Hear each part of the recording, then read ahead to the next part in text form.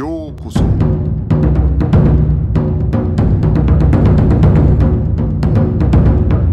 Eu sou o Gustavo e você está ouvindo o Budocast.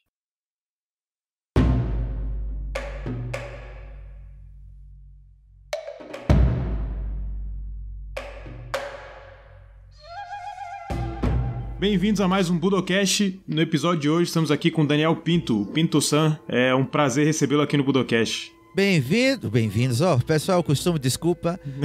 Aqui quem fala é Daniel Pinto-san, diretamente do Japão, do site Pinto Karate Dojo e do podcast Rádio Karatê. E tô aqui com o Gustavo para falar sobre uma coisa que eu adoro, que é Karatê, né? E mais outra coisa que eu gosto muito também, que é o podcast, né? É uma honra estar aqui no Budocast, participando. Eu escuto, sim, o Budocast. Eu também reclamo com o pessoal, né, em offline, né? Eu fico lá, não, vocês estão falando errado. Mas agora faço parte aqui, posso falar ao vivo. Vamos conversar, né, Gustavo? Vamos falar sobre Karatê, né? É isso aí. E eu queria muito agradecer mesmo a sua participação aqui, porque como eu já falei pra você em off, né, o Pinto Karate Cast, o Pinto Karate Dojo, o seu trabalho lá atrás, né, já antigamente, é uma das inspirações aí pro Budocast, né, eu te ouvia lá, eu assistia vídeo no YouTube, tinha tudo, né, blog, podcast, YouTube, né, e isso muito tempo atrás, quando esse negócio de podcast ainda não era, vamos dizer, não tinha virado moda ainda como é hoje, né, eu acho que, eu não sei como é que era pra explicar pras pessoas o que era um podcast, né, mas até hoje ainda tem gente no meio da arte marcial, assim, que às vezes eu vou gravar e nem sabe, assim, eu falo, podcast, o que é um podcast, né, eu acho até legal te agradecer aí por ter, vamos dizer assim, desbravado aí esse caminho aí, que hoje agora tem uma galera fazendo, né? Tem. Quando eu cheguei era só mato. Eu vim com o facão enferrujado, abrindo caminho. Já são 12 anos com podcast e site. São 10 anos de podcast, né, sobre Karatê, e 12 anos com o site, o Pinto Karate Dojo, que tem meu nome.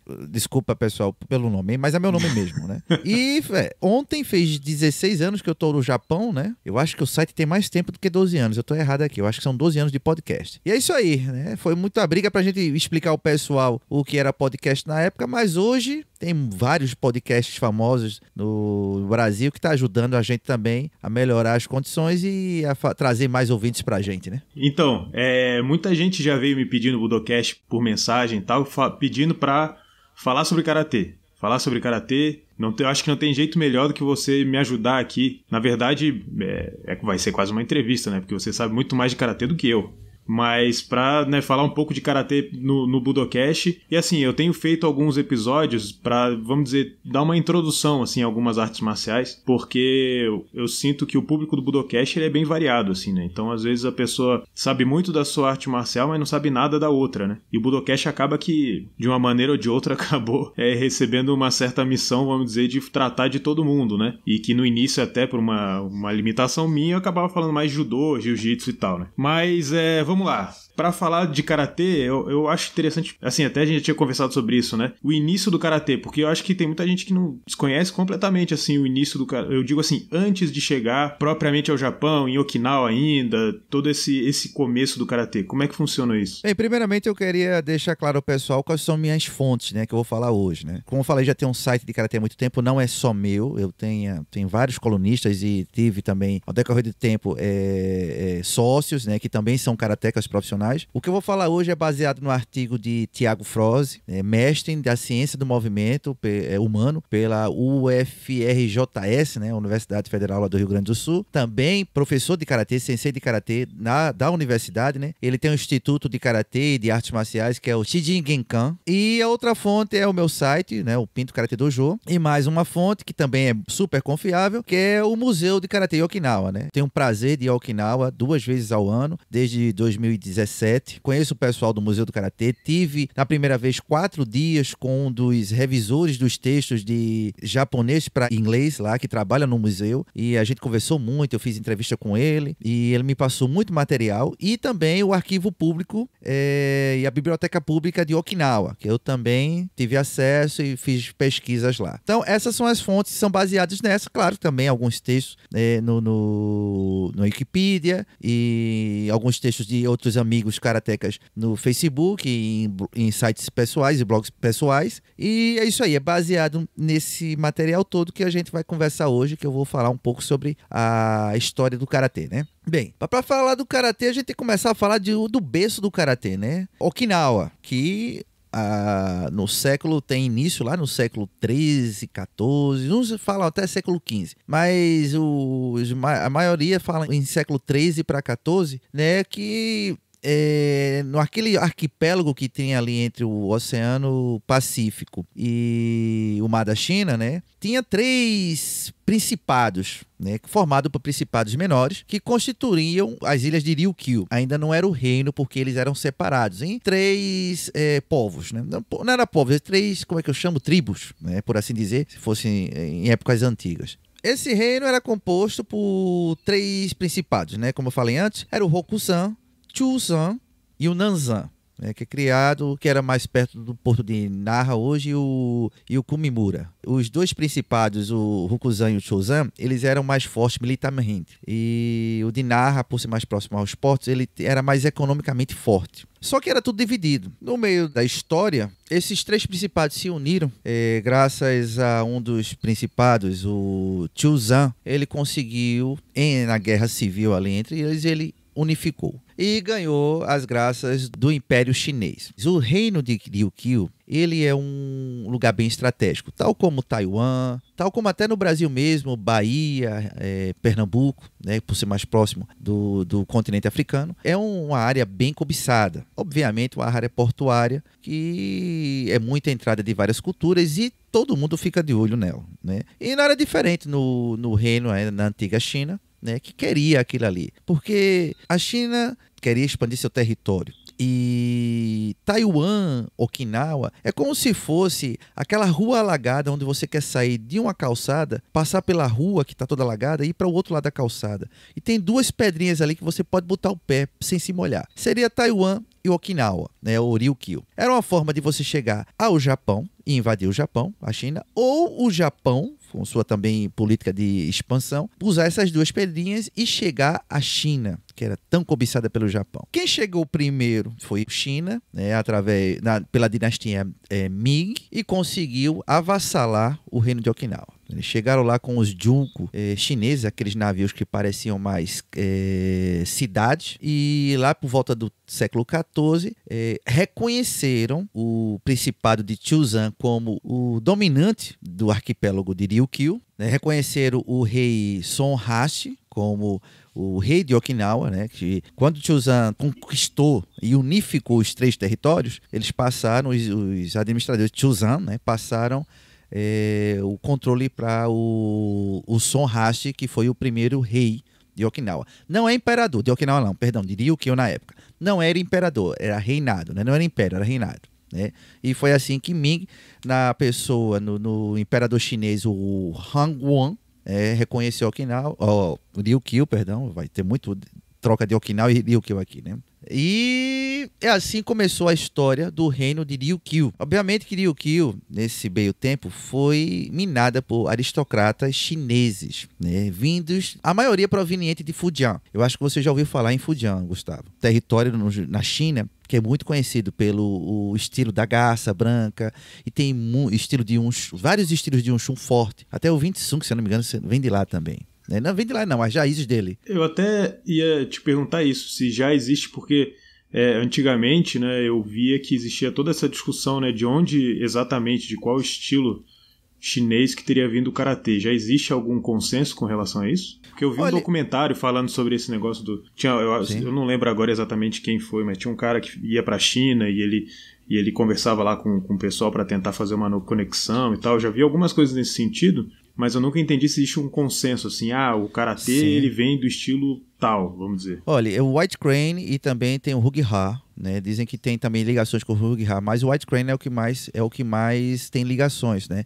O karatê, aliás, a arte marcial até então de Ryukyu tem mais ligações com ele. Nesses aristocratas também foram militares chineses, né? A ideia do imperador, continuando a história, e eu vou responder no que eu vou falando aqui, a ideia do imperador era minar toda a alta sociedade de Okinawa com membros chineses, né, para fixar mais ainda os laços com Okinawa e dominar mais ainda, né?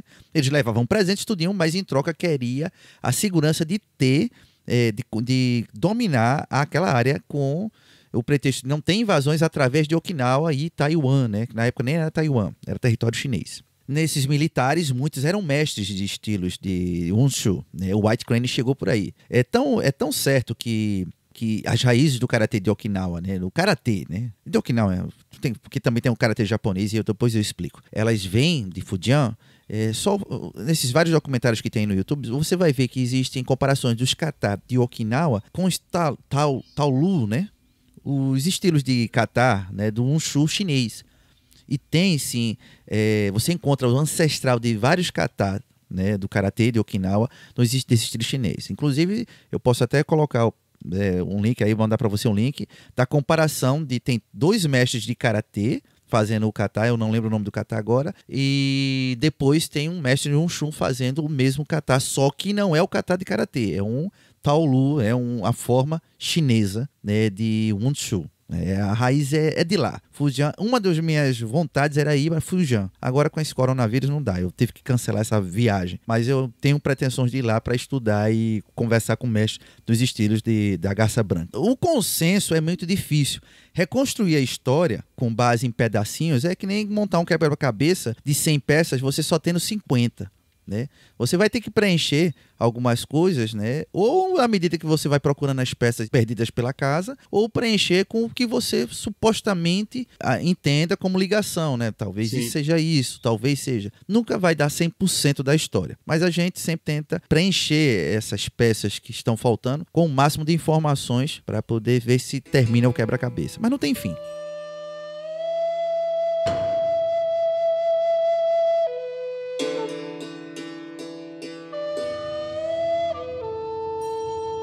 Bom, eu não sei se já chegou nessa etapa da sua explicação. Hoje se fala em Ryukyu Kobudo e Karatê, né? Como 2 termos, assim, por exemplo, no Japão, né? Porque às vezes se usa o termo Kobudo, assim, genericamente, né? Mas no Japão, pelo menos, tem o Kobudo no sentido daquelas artes marciais antigas, clássicas ali, tipo Kenjutsu, Jujutsu, etc, né? Sim. E o Ryukyu Kobudo como se fossem a mesma coisa, no mesmo sentido, só que da ilha de Okinawa, né? Existe alguma diferença entre Karatê e Ryukyu Kobudo ou são a mesma coisa com nomes diferentes? Eu digo, o que a gente está tratando de estilos de Karatê mais antigos, vamos dizer. Bem, tem aquela máxima que fala que o Karatê nasceu dos como é que fala? Dos camponeses, né, tudinho. Só que não é bem assim, né? E eu vou explicando assim, eu vou explicar o Kobudo. Muita gente fala justamente por conta do Kobudo de Okinawa, né? O Ryukyu Kobudo ou Okinawa Kobudo, que é uma arte marcial irmã e que faz complemento ao karatê, né? E com o uso de armas. Nem todos os instrumentos usados são armas. Muitos instrumentos são foice, enxada, bastão, vara de pescar, bastão de bambu, sabe? Coisas usadas no dia a dia. E criou-se uma mística aí de que é arte marcial dos camponeses. Mas você sabe que há 400, 500 anos atrás, se ter um exército de 1000 pessoas, era muito difícil, né? Um armamento, tudinho. Só que na hora da guerra, você tem um exército de 100 guerreiros, vamos supor, 100 militares. Entre generais, exército, né? Não tinha tanta gente no mundo naquela época, né? Então, mas quando o nível da guerra aumentava, você recrutava qualquer um. E qualquer pedaço de pau no chão virava uma arma. E assim nasceu também o Kobudo, só que não nasceu em Okinawa. Ele também tem raízes nos estilos de Wushu, com armas, né, vindos da China. Como eu falei, a China enriqueceu muito Okinawa, né, com a cultura, tanto a escrita, quanto a dança, os vestes, a forma das castas sociais, né, da sociedade de Okinawa, de Ryukyu, perdão. Tudo isso foi importado da China, e como Okinawa também era o Ryukyu, perdão, né, é um arquipélago, era um reino portuário. Qualquer cidade portuária aí, qualquer vila portuária aí, ela é minada de gente de todos os países, né? Às vezes, tem gente que naquela época nem conhecia o Japão, mas já conhecia o Ryukyu e trazia mais coisas, trazia mais especiarias, mais tecnologia, né? E criou-se um bunka, como é que seria isso? Uma cultura muito rica e diferente dentro de Okinawa, dentro do Ryukyu, né? Muito diferente da China, apesar de ser muito parecida da China, mas muito mais rica, né? E diferente da do Japão. O Kobudo, ele é uma arte irmã do karatê, como eu falei antes. É muito diferente do kobudo japonês, né? Lembrando que kobudo seria o quê? Artes ancestrais, né? O caminho das armas ancestrais ou armas antigas do Bushi, né? Não é só aplicado para esta arte marcial com armas de Okinawa, tanto que o nome é Okinawa Kobudo. E ela é um complemento. Inclusive, até nos kata você encontra movimentos que é necessário o uso de armas provenientes do Kobudo de Okinawa. E nem todas as armas nasceram, né? Existem casos, por exemplo, no Chaco, dizem não, né? O arreio do cavalo, a tonfa, mas tem relatos e tem documentos que relatam que já existia o uso de armas similares na China. Que é possível que nessas viagens dos chineses, né, indo visitar sempre o reino de Ryukyu e fazendo apresentação militares, né, para mostrar força militar, né, e deixar mais ainda o reino de Okinawa com medo e mais vassalo da China, né, eles se apresentavam e os mestres e generais e militares de Okinawa, não, de Ryukyu, foram também aprendendo e fazendo intercâmbio e melhorando também seu exército, obviamente também com o uso de armas. Inclusive, a associação de karatê, as associações de karatê de Okinawa, para você ser reconhecido como mestre de karatê dentro de Okinawa, você também tem que ser graduado em Kobudo.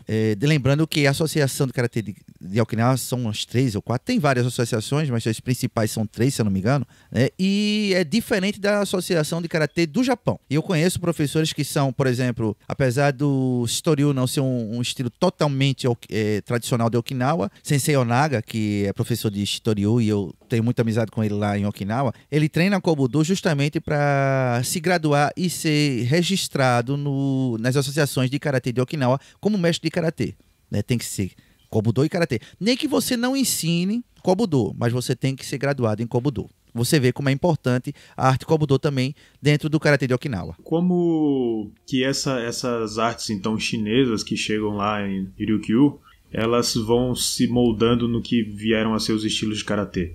Então existem estilos antigos de karatê, né, que dão origem aos estilos mais novos, né? Uhum. Existe ainda algum estilo desses mais antigos que ainda é praticado, ou o que a gente tem hoje acabam sendo, vamos dizer, derivações ou estilos que foram criados com raízes, mas não propriamente nenhum estilo dessa época? Assim, explicando por parte, já existia técnicas de combate em Okinawa, né? Como eu falei, tinham 3 principados que eles se guerreavam para ver quem controlava o arquipélago, né?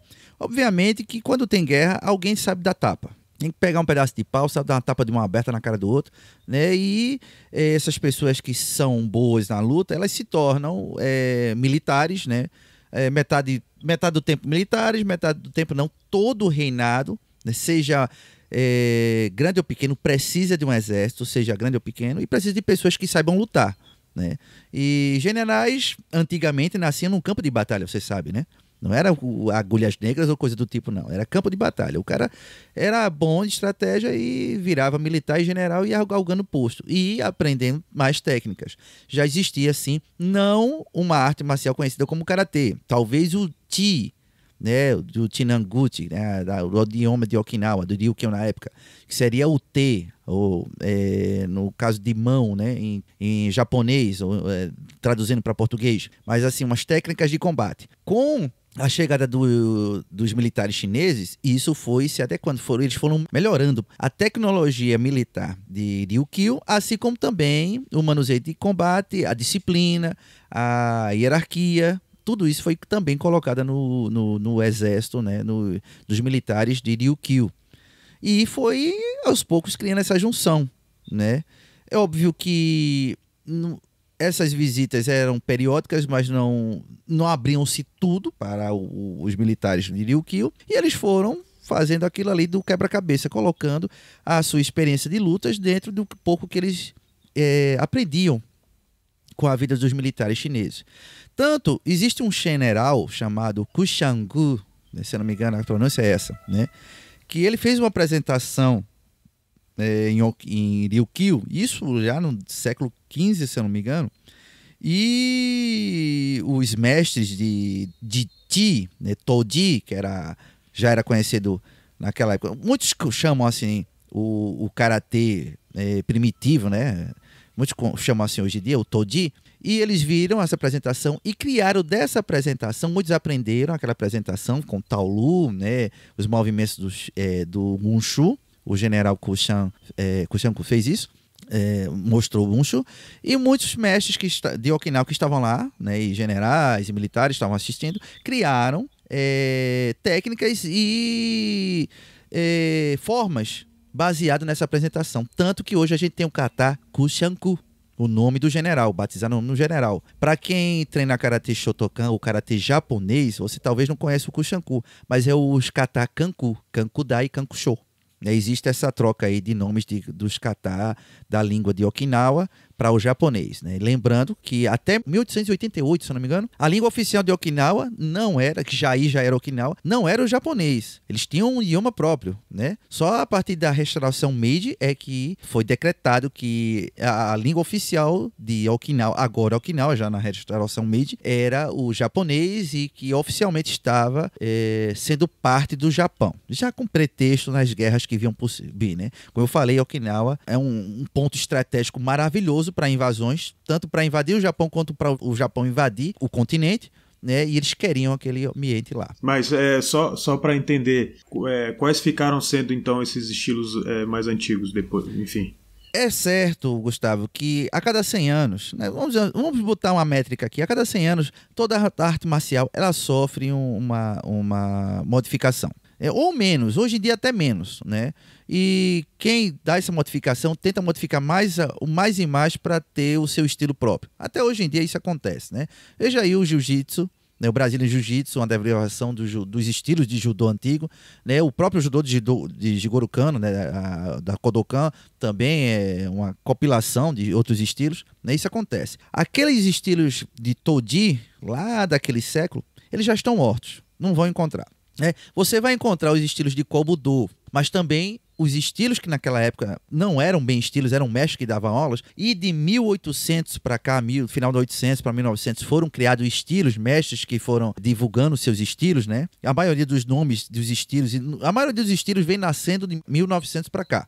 Antes, você falava mais de mestres que davam aula do que de estilos. Então, esse karatê, esse Toji daquela época, não existe mais, né? Existe o karatê, mas não existe mais daquele jeito. Ele foi reformulado, ele passou por várias experiências, tanto de guerra, como de treinamento, como de entendimento de professores, como períodos também de paz, né, que já corta algumas coisas da prática de certas artes marciais, né, já que não tem necessidade de você matar ou furar ou quebrar o seu oponente. Algumas práticas daquele karatê do século XIV, XV já não existem mais. E aí, então, essas práticas antigas elas vão chegando aos estilos que a gente conhece hoje, né? E aí, pelo que eu entendo, né, o karatê, depois que ele é divulgado no Japão, ele acaba adquirindo aí alguns elementos que já eram utilizados nas artes japonesas, né? Pelo que eu conheço, ainda quando a gente fala ainda de Okinawa, até, por exemplo, a forma de graduação não era a faixa na cintura, colorida e tal, como a gente conhece hoje, né? Que eu me lembre, tinha alguma coisa de usar até uma faixa na cabeça, tipo o Daniel San tipo o Karate Kid. Olha, é o seguinte, os Peitin, que eram os guerreiros de Okinawa, né, de Ryukyu, né, os militares de Ryukyu, os guerreiros, eles não eram graduações do karatê, eram as divisas da hierarquia militar, sabe? Então elas eram definidas pelo Hajimaki. Aí muita gente fala que não, eram os primórdios das graduações do karatê. Não é bem isso, era mais as divisas militares, como a gente pode traduzir para o idioma de hoje, né? Isso é meio difícil de explicar, porque as graduações foram definidas através da Daibuto Fukai, né? Ela que disse que para ser aceita como Budô, como arte marcial japonesa, tem que ter um uniforme, tem que ter uma didática de treinamento, graduação, mais uma coisa que eu não lembro agora. Eram quatro determinações da Dai Nippon Butokukai, né? E essas graduações que a gente conhece hoje já foi lá para 1930, quando foi reconhecido como Budô, né? Mesmo assim, muita gente não aceitava. Mas o Hadimaki era usado sim, inclusive hoje, antes do castelo de Shuri pegar fogo, quando você ia visitar o castelo de manhã e quando abria, apareciam pessoas de Okinawa, tipo atores, vestidos de peitin, guerreiros do reino de Ryukyu, com Hadimaki, com a roupa, que muito parece com as roupas chinesas, sabe? A influência da China em Okinawa, né? Que inclusive parece uma China. E com bastões, né? Que na verdade naquela época era lanças, mas hoje não usam bastões, e até fazem a apresentação de Kobudo no começo, não todos os dias. Aliás, faziam quando o castelo, antes de o castelo pegar fogo. E era bem interessante. E o uso do Hadimaki. Mas dizer que o Hadimaki, eu até lembro que a gente falou isso no Karate Cast, baseado no Thiago Fraude Sensei falou, né? Mas já faz um tempo essa pesquisa, mas não é um primórdio das graduações, e sim uma forma de patente na área militar do Ryukyu. Em vez de ser uma graduação em arte marcial, era um ranking militar. Sim, sim. Uma coisa que eu falei agora há pouco, que eu até esqueci, mas acabei mencionando do Castelo de Shuri, é os estilos de Okinawa, né, os estilos de Toji, o Karatê de Okinawa, de Ryukyu, eles eram divididos em 3 regiões, né, e conhecido como 3 estilos diferentes: o Narate, o Nafanti, o Tomarite, ou Tomariji, e o Shurite, que é o Shuriti. São 3, como posso dizer hoje em dia, bairros, distritos, né? Na ilha principal do arquipélago de Ryukyu, que até são próximos, e saíram vários estilos aliás, os 3 principais formas de treinamento de karatê, isso baseado não só nos mestres que davam aula, mas também na forma de se ensinar, assim, nos kata, né? Uns prezavam mais a velocidade, outro mais a fluidez, outro mais o uso da respiração para fortalecimento do corpo, para absorver pancada, outros para desviar, que é até Maeshiro Sensei me falou que era o Toriji, que é o tirar a mão, né? O Ji é T, gente. Só que é no dialeto de Okinawa, o Chinanguchi. Então, dali surgiram os estilos de karatê que tem hoje. Se eu não me engano, o Narate, ele era o que mais se prendia, num bom sentido, ao uso da respiração para o fortalecimento do corpo. Dali veio o Goju-ryu, veio o Uechi-ryu, que é o Panga-ryu também, né? É claro que os mestres também tiveram contato e foram à China, estudaram e trouxeram também mais técnicas para os seus estilos. Mas ele era um estilo, falasse hoje em dia, mais duro. E os estilos mais parecidos com o Karatê Shotokan, que é o Shorin, né? Que tem sua descendência no Shorin, era o Shurite e o Tomarite. A mescla desses dois deram origem ao Shitoryu, ao Shotokan, né? E, obviamente, ao Shorin. Shorin, o ideograma, seria a mesma coisa que Shaolin, não? Em chinês. Sim, sim. Na verdade, Shorin é o japonês tentando falar Shaolin. Isso. Com Shorin. É que nem dizer obrigado. Sim. Né? Ou dizer stop, sutopo. Tu já morou aqui, tu sabe o que é, né? O Shorin, realmente. Eu ainda não cheguei. 2 coisas que eu tô tentando, porque eu tenho uma parada nas minhas pesquisas, né? E, obviamente, não tô dizendo que eu vou descobrir. Já teve gente que descobriu isso aí, só que eu quero ir na fonte da fonte da fonte, sabe? Eu quero ir na origem, né? O porquê da troca do nome dos kata, a invenção como é que chama isso? Tu fala japonês? Significado? Significado, sim. Do significado dos kata, porque muitos não têm significado na língua original, que é o Chinanguchi, mas quando chegou, por exemplo, no Shotokan, Kankudai, Kankusho, Basaidai, Tekishodan, todos esses kata deram, não, é a oposição do cavalo, cavaleiro de ferro, não sei o quê. Originalmente não tem esse significado, não. Sabe, os nomes são oriundos de nomes e expressões chinesas, né? Junto com o dialeto de Okinawa. Quando chegou no Japão, teve essa troca. Obviamente, para os japoneses aceitarem mais, né? Mas eu ainda vou descobrir isso. Porque teve essa troca. Com certeza alguém já tem algum livro, né? E se você ouvinte aí souber, por favor, me indique um livro ou algum documentário que fale sobre isso. Aproveitando esse gancho, então como é que esse karatê que estava em Okinawa, ele é, vamos dizer, difundido no Japão? Sim. Eu quero abrir um espaço aqui com você, Gustavo, e os ouvintes, que talvez eu vou ter que voltar um pouco ainda na história, em qualquer momento aí que eu vou começar a contar sobre a história do karatê japonês. Mas falando em Gishin Funakoshi, ou Gishin Tomarikoshi, né? É um estudante de karatê de Okinawa, Inclusive, teve como professor Asato Yanko Itoso, né? Ele foi aluno de Asato Yanko Itoso Sensei. Funakoshi, ele tinha um diferencial. Eu já falei aqui várias vezes que em Okinawa não se falava japonês, né? A língua oficial ainda era o Chinaguchi. Oficial entre muitas aspas, né? Algumas pessoas falavam, né, na capital, em Shuri, falavam sim o japonês, né? Até porque o Japão já tomava conta desde a invasão do clã Shimizu, se não me engano, né? Lá de Satsuma, no século XVI, ele invadiu. Inclusive, foi a segunda proibição de armas, né? Eu prefiro dizer que a primeira, que foi no século XIV, 13 para 14, com a unificação de Ryukyu, né? Esse aí é o parênteses que eu falei para vocês que eu ia voltar. Houve uma proibição, mas na verdade seria o controle de armas, né? É um controle, tal como a gente tem hoje. Não é proibir a arma, mas você pode ter arma desde que registrada, né? E passar por todo o protocolo. E no século XIII, eu prefiro dizer que teve o controle de armas para evitar que houvesse uma nova guerra civil e o Chuzan, o Principado de Chuzan, que ganhou a guerra civil, perdesse o controle e voltasse a uma guerra civil de novo e ninguém se acertava. Mas no século XVI, com a entrada do clã Shimazu, não é Shimizu, é Shimazu, perdão, houve a proibição, né? E cá para nós, né? É necessário um controle de armas e, em alguns casos, proibição, né? Porque, do mesmo jeito que o cidadão não pode se defender, também um bandido vai ser identificado, né? Ih, rapaz, eu acho que eu não devia ter falado isso. Mas, enfim, esqueçam isso. Calma, eu sou pró-armas. É tanto que eu tenho um monte de espada em casa.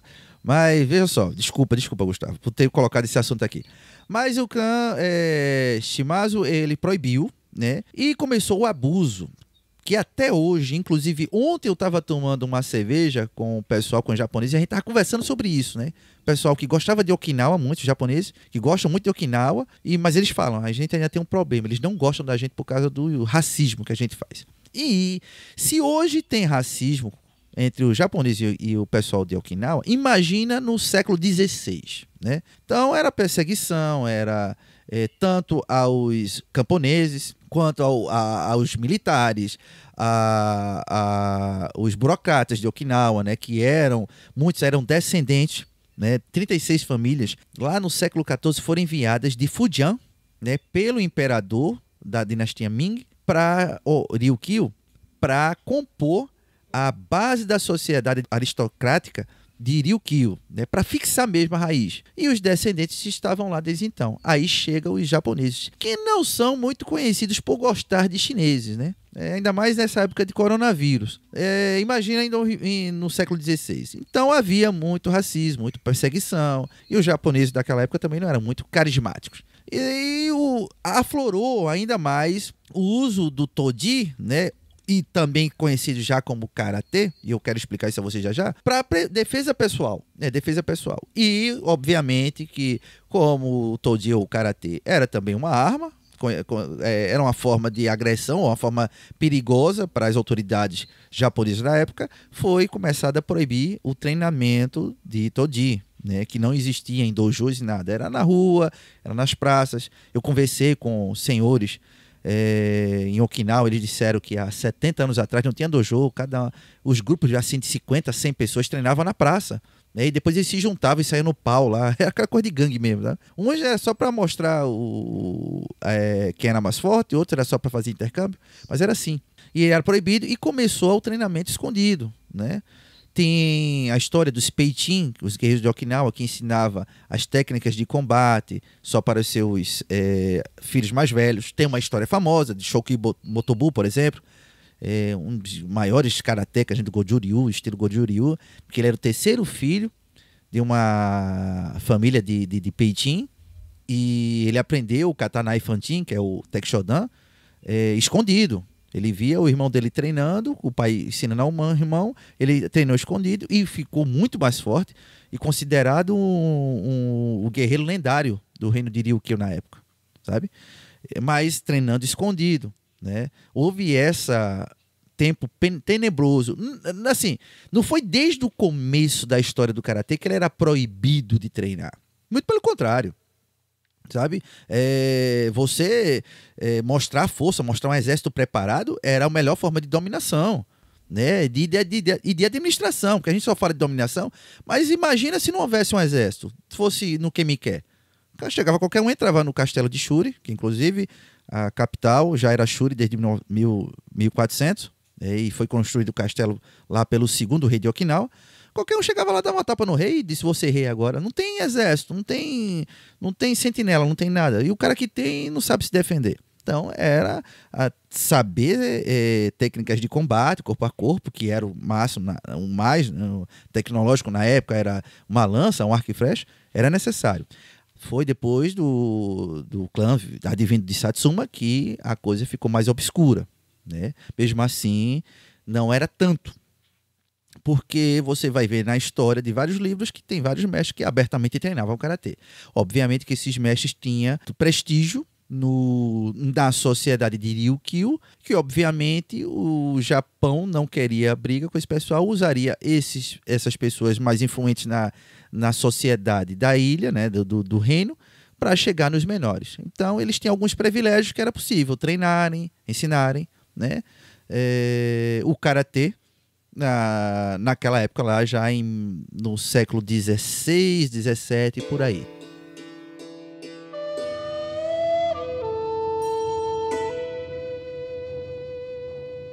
Itosu e Asato Sensei foram dois mestres muito influentes nessa história do Japão, do karatê aparecer, né?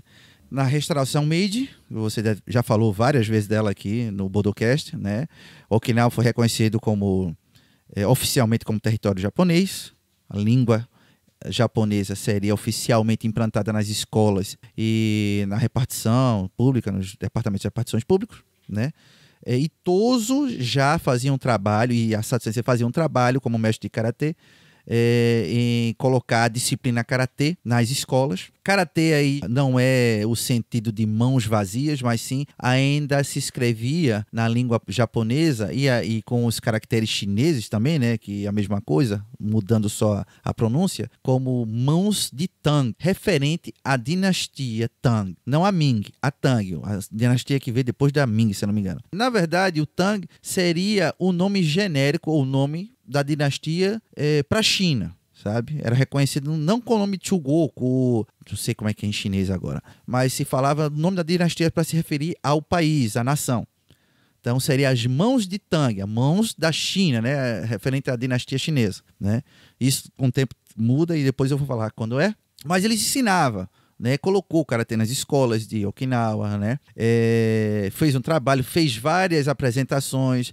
Na restauração Meiji, como eu falei, o Japão queria fazer mais ligações com Okinawa, obviamente para recrutar para os períodos que vinham aí de guerra futuramente.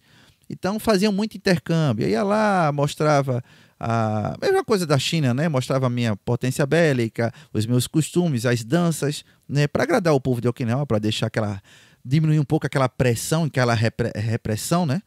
E também era o contrário, também era bem-vindo, né? Não, vamos aceitar eles também aqui. E vários militares da marinha japonesa tiveram em Okinawa, por ser um porto também, e deram apresentações de técnicas de Kakuto-gi, né? De artes marciais japonesas, viram o Kobudo, viram o karatê, e começou a despertar as técnicas de luta de karatê. Nesse meio existia uma barreira, sabe? Uma barreira muito conhecida por mim e por Gustavo, que é o idioma. Ainda mais um idioma japonês, que ele é bem diferente, né? Ele é bem isolado, ele não parece com muito de outras línguas, não. O Uchinanguchi, por exemplo, ele parece muito com o coreano. Eu vejo pronúncias do coreano, do chinês e até da Tailândia, né? Mas o japonês é muito, muito diferente do que você escutou por aí. Mas assim, só pra abrir um parêntese aqui, se eles já sabiam kanji, eles já estavam bem, hein? Porque quando eu fui morar no Japão, eu fiz curso de língua japonesa, né? E aí tinha uns chineses que estudavam comigo lá, né? Ah, sim, a e facilidade. Assim, no início da aula, a gente ia estudar kanji, era tipo assim, uns 10 kanji, assim, sei lá, 40 minutos, né? Os caras fazem, né? E aí a professora, o professor falava, tá tranquilo, né? Eles falavam, tá ótimo, vamos seguindo aí. E eu lá falando, calma aí, gente, vamos voltar aqui. Quando eu morei 3 meses na China, em Beijing, né, o Pequim, e eu conseguia me virar, porque eu não sou fluente em japonês, né? Eu me comunico bem, e eu também escrevo e leio, né? Escrevo não tanto, depois da vinda do Keitai, como é, do celular, ninguém, nem japonês mais escreve à mão. E quando vai escrever à mão, a gente fica louco, a gente esquece. Mas no computador a gente consegue escrever, né? Eu não conseguia para andar em Beijing no segunda semana, porque eu ia lendo, sabe? É muito parecido o idioma, assim. Não se eu falar em japonês o que é que está escrito, ninguém vai entender, mas eu sei o que é que está escrito. Então, eu conseguia me locomover, né? Mas mas assim, eu não sei até onde Okinawa usava a caligrafia japonesa, ou chinesa, ou o idioma chinês, sabe? Mas existia a barreira do idioma, né? Não dá para ficar escrevendo na carta assim, na mão, e botar pro outro. Né? Gishin Funakoshi entrou aí e eu prefiro chamar ele como um embaixador do reino de Ryukyu no Japão do que somente como mestre de karatê. E que, inclusive, ele não é considerado como mestre de karatê em Okinawa. Você vai ver foto, estátua dele e tudo, tá? Mas os mestres de karatê de Okinawa não consideram ele mestre de karatê, né? E realmente ele não era mestre quando ele saiu de Okinawa para o Japão, para ajudar na divulgação do Japão e na divulgação da cultura de Okinawa no Japão. Vamos lá. Nessas várias apresentações, você pode ver que o Gishin Funakoshi está em praticamente todas elas naquele período que ele estava em Okinawa.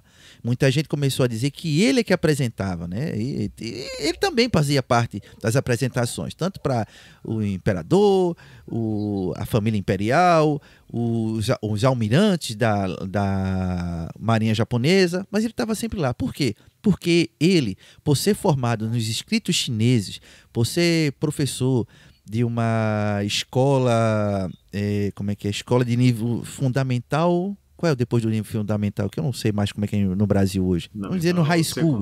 Secundário, na escola secundária. Ele era letrado nos escritos chineses e também falava japonês. Tem gente que fala que os mestres de karatê eram burros, sabe? Não sabiam falar. E Funakoshi, por ser um professor de escola, ele era o CDF. Não. Os mestres de karatê, em sua maioria, eles vinham de famílias ricas e famílias da alta sociedade de Okinawa. Eles eram letrados. Eles não falavam eram japonês. E por conta daquele nacionalismo, é que não queriam falar mesmo, sabe? O próprio Shoki Motobun, ele vinha de uma família de Peitin, uma família rica, uma família que era bem próxima aos antigos Geiji de Okinawa. É um homem que tinha educação, só que ele não se recusava a falar. Aquela pressão toda do Japão dentro de Okinawa fazia com que ele se recusasse. Eu não vou aceitar essa cultura. Quando abriram para eles o espaço para eles ensinarem karatê, que eles cederam. Mas Gishin Funakoshi, ele sempre foi pé no chão, né? Ele sempre aceitou as mudanças. Até quando ele nasceu, eu acho que foi 1 ano antes do começo da restauração Meiji. Ele mesmo fala no livro dele que ele cortou o birote para ser aceito como professor da escola. Ele teve que cortar o birote de samurai, né? Lembrando que já tem uma influência muito grande do Japão Airi, dentro de Okinawa, porque originalmente não existiam samurais, né, antes da invasão Satsuma, né, mas a família de Funakoshi já usava. Quando ele cortou o birote, fala que a família dele ficou chateada, mas ele queria para poder ser aceito. A restauração Meiji tinha acabado com a classe de samurais, não é? Então ele sempre foi aberto, né, não totalmente, né? Tem também os casos que ele não pode ver uma meia no chão que ele fica aterrorizado. Mas ele, para a sua época, ele foi bem aberto. E ele estava sempre sendo tradutor, ajudando nas apresentações. E com isso virou um embaixador. E virou um link direto dos mestres de Okinawa com o trabalho da divulgação do karatê no Japão. Aí lá pro século XIX, lá para 1917, ele fez apresentações em Kyoto, em Tóquio, na Universidade de Medicina, feminina, não lembro da medicina, feminina de medicina, uma coisa assim. E fez várias apresentações e voltava para Okinawa, levava mestres de Okinawa, né, para o Japão, para também dar apresentações. Ele sempre lá como embaixador que eu falo, ele não foi decretado embaixador, mas eu gosto de chamar ele como embaixador, sabe? Ele representava a classe de mestres, né, os grandes mestres de Okinawa de karatê no Japão. E ele levou Ken Mambumi do Shitoryu, né, que também teve os mesmos mestres, era muito amigo de Funakoshi, era mestre de karatê, que já estava desenvolvendo seu estilo e tinha tido como professor os mesmos professores de Funakoshi. Funakoshi estudava karatê, ele era estudante de karatê, muita gente fez um mix lá dele ser professor de escola de escola de ensino médio, né, com aluno de karatê, e deram ele o título de professor de karatê, mas ele não era, ele era estudante. O que fez ele cair de cabeça mais no karatê foi o fato de que ele começou a viver da propagação do karatê, a ser tradutor, a preparar material. Tem muita gente que deu o fato de ter trocado o nome karatê, a tradução de karatê de mãos chinesas para karatê mãos vazias, foi atribuída a ele, e o sufixo do, mas não foi. Foi uma coisa determinada numa reunião em Okinawa com os mestres. E ele foi avisado por carta, tudinho. Ele já estava querendo usar, só que ele precisava que os mestres usassem, que os mestres dessem um aval a ele. E aí o pessoal fala, não, se ele estava querendo usar, ele já estava usando. Então foi ele que o primeiro a usar. Não. Os mestres, há 10 anos atrás, já usavam o termo karatê do como vazio, né? E o do como também caminho. Não é de Funakoshi. Mas ele começou a se tornar mestre no Japão. Até o ponto que ele decidiu morar no Japão com o propósito de divulgar o karatê. Com esse link, Funakoshi tradutor, os mestres se abrindo, o Japão se abrindo para os mestres de karatê, os mestres diminuindo um pouco aquele nacionalismo, aquele amor por Ryukyu que existe até hoje.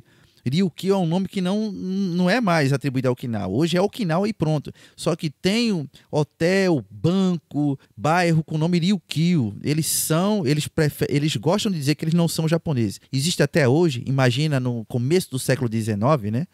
Século XX, perdão, né? Como é que era forte isso. Eles foram derrubando e foram entrando aos poucos no Japão, que aceitou como Budô. A Dai Nippon Butokukai aceitou, definiu que deveria ter um uniforme. Funakoshi trabalhou junto com os mestres, o uniforme veio do Dogi, do judô, né? Funakoshi tinha uma ligação muito forte com Jigoro Kano, né? E eles eram muito amigos. Jigoro Kano abriu muito espaço para eles e para Funakoshi, para os mestres, para fazer a apresentação, e ele copiou muitas coisas do judô também.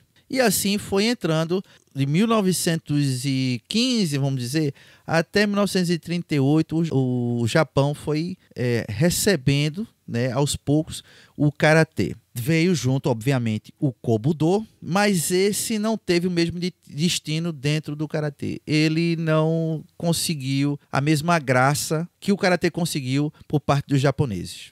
Será que esse menor espaço que o Kobudo de Okinawa teve talvez não tenha relação com o fato de que a luta com armas já era muito difundida no Japão, mas o tipo de, vamos dizer, de luta de golpes traumáticos, de Atemi, como o Karatê, não existia exatamente, né? Porque o Atemi do Jiu-Jitsu japonês era bem diferente, né?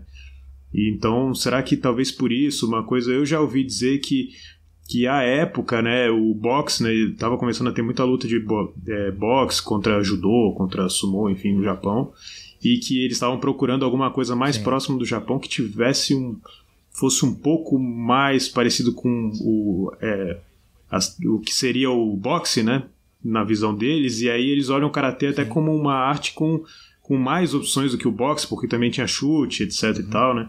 Então eu fico pensando se também não tem alguma relação com isso. Olha, ponto. Isso aí que você falou é um ponto que eu não tinha parado ainda para ver esse lado do raciocínio, né? Que eu não tinha parado para analisar isso. É um ponto. Aceitar o karatê por falta de uma arte marcial de golpes traumáticos e deixar de lado o Kobudo de Okinawa, que já tem armas, né? E muito mais refinadas do que foice, inchada, essas coisas, é bem provável. Outro ponto também é que, apesar de já ter passado 50 anos da restauração Meiji, né, e 50 anos do fim da classe samurai, tinha muita família, tradicional que ainda achava que aquilo era só um lapso na sociedade japonesa e tudo ia voltar ao normal a qualquer momento. Você sabe disso, né? Tem nego até hoje que se chama samurai aqui no Japão. Nego até hoje que sai com a espada na mão aí querendo matar as pessoas, dizendo que é samurai. E o espírito Bushi, né, o Bushido, foi resgatado e recriado, né, no período pós-guerra lá, pré-guerra, perdão, né? Que o Japão tentou acender a chama do Bushi na sociedade japonesa para começar a expansão, blá, blá, blá, blá, blá, blá. Né? E você ter seu filho em casa chegando com uma enxada e tu pergunta, que diabo é isso? Vê, tu filho de samurai, tu não é mais samurai, mas teu pai era um samurai famoso, a espada dele tá lá, o kamizashi toísta tá lá, com a foto dele, né, com os pergaminhos, aí chega teu filho com uma enxada em casa, não dá nada isso, não, na universidade estão ensinando arte marcial de Okinawa. Okinawa o quê? Aquele interior lá no meio do inferno dos Kengo? Você tá doido, tira essa enxada daqui agora, rapaz, tem uma espada aqui, tá 300 anos na família, tu vem com uma enxada aqui dizendo que vai brigar com o povo de enxada? Tem disso, né? Aí você fala, que besteira, Pinto-san. Hoje em dia tem, não tem não. É uma coisa de contexto, faz né? O seguinte, tem que entender o contexto também da época. Qual é o contexto, né? Chega com arco e flecha em casa aí e diz que vai se proteger com ele, pra tu ver o que é que tua esposa ou tua mãe fala. O que é isso, menino? Eu tenho uma 12 aqui, tu tá com arco e flecha, tá ficando louca. É aquela coisa, né? E esse período foi muito bom pro Japão, né? Funakoshi já estava no Japão, ele já estava desenvolvendo material junto com mestres de karatê, o Kimambuni, por exemplo, ele lançou, acho que foi na década de 30, assim como Funakoshi, alguns anos antes, o karatê Nihonmon, para iniciantes, tem o karatê Ryukyu Kenpo, eu não lembro agora o título completo, Nihonmon, eu acho, o Kenpon de Ryukyu, das ilhas de Ryukyu, para iniciantes, sabe? E contando a história, técnicas de karatê. Tem os kata. Os kata começaram a ser remodelados para se encaixar na cultura japonesa, né? Palavras, métodos de treinamento. Funakoshi criou muitos outros métodos de treinamento, né? Motobu matou gente brigando em desafios, né? Você falou o lance do boxe. O Japão estava se abrindo e ia muitos ingleses, né? Esses estrangeiros fortes, né? A média de tamanho do japonês naquela época é de 1,65 para baixo. Se você for ali em Sekigahara, não sei se você chegou aí, Gustavo, em Sekigahara. Não foi. Lá tem as armaduras assim que você pode colocar. Para encontrar, tu tem 1,80, Gustavo? 1,82 por aí. Pronto, você nunca vai colocar uma armadura japonesa de 200 anos atrás, porque ela não cabe nem na sua perna. Ela completa. Não, mas hoje em dia, eu acho que eu cheguei a comentar isso no Budocast sobre a época que eu falei um pouco sobre a época que eu morei no Japão. Eu cheguei a comentar, né, que as coisas eram muito pequenas, né, pra mim, vamos dizer. Hoje tá um pouquinho mais alto. Assim, pro Brasil eu não sou tão alto, mas no Japão a média da altura das pessoas é abaixo da minha, né? Só que eu tinha um outro problema, até pra comprar roupa eu tinha problema. Isso é uma coisa que talvez as pessoas não consigam imaginar. Achar uma loja que tinha roupa na numeração que eu podia usar não era fácil, assim. Então, até hoje no Japão, né, a média de altura das pessoas é mais baixa que o Brasil, por exemplo. Tem aumentado mais. Depois das guerras, né, eles se focaram muito na nutrição, né? E tem muito menino grande aqui que você fica impressionado. E se você for num time de juvenil de judô aqui, os meninos são maiores. Eu tenho 1,76 e 86 quilos. Tem menino que é mais alto e mais forte do que eu, com 15 anos. Espanta. Eu tive em Osaka e vi um treinamento que fica na frente do castelo de Osaka, tem um Budokan lá. Eu entrei, meu amigo, eu fiquei com medo. Se esse menino olhar de cara feia pra mim, eu vou pedir desculpa. Mas voltando, né? A estatura do japonês era pequena, era 1,65 m para baixo. Aí chega Gustavo com 1,82 num porto, né? Numa cidade que fazia quase 300 anos que nunca viu um estrangeiro. Tem gerações de japoneses ali que nunca viram um estrangeiro na vida. Aí vem um cara de 1,82 m, é um gigante, né? E esses gigantes é portuário, né? Querendo ganhar uma grana, querendo se aparecer nos jornais, né? Lançava desafio. Um desses lançou um desafio. Shoki Motobu, o santo, né? Também conhecido como o macaco.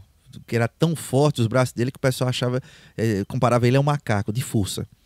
Aceitou o desafio, bateu, dizem que é boxeador, mas na verdade não sei se era boxeador, mas era sei lá, um estivador, não sei, um marinheiro, né? Ele veio a falecer alguns dias depois, devido à pancada, segundo dizem. Funakoshi teve um problema com isso, porque ele tinha acabado de lançar um livro, a foto que colocaram no jornal local, não sei se foi em Tóquio, né? Não lembro agora onde foi, eu acho que foi em Tóquio. Colocaram a foto de Funakoshi fazendo o kata Reanidan, né? Que era uma ilustração do livro de Funakoshi. E dizendo que Karateka tinha ganhado um desafio e matado, né? Com um golpe.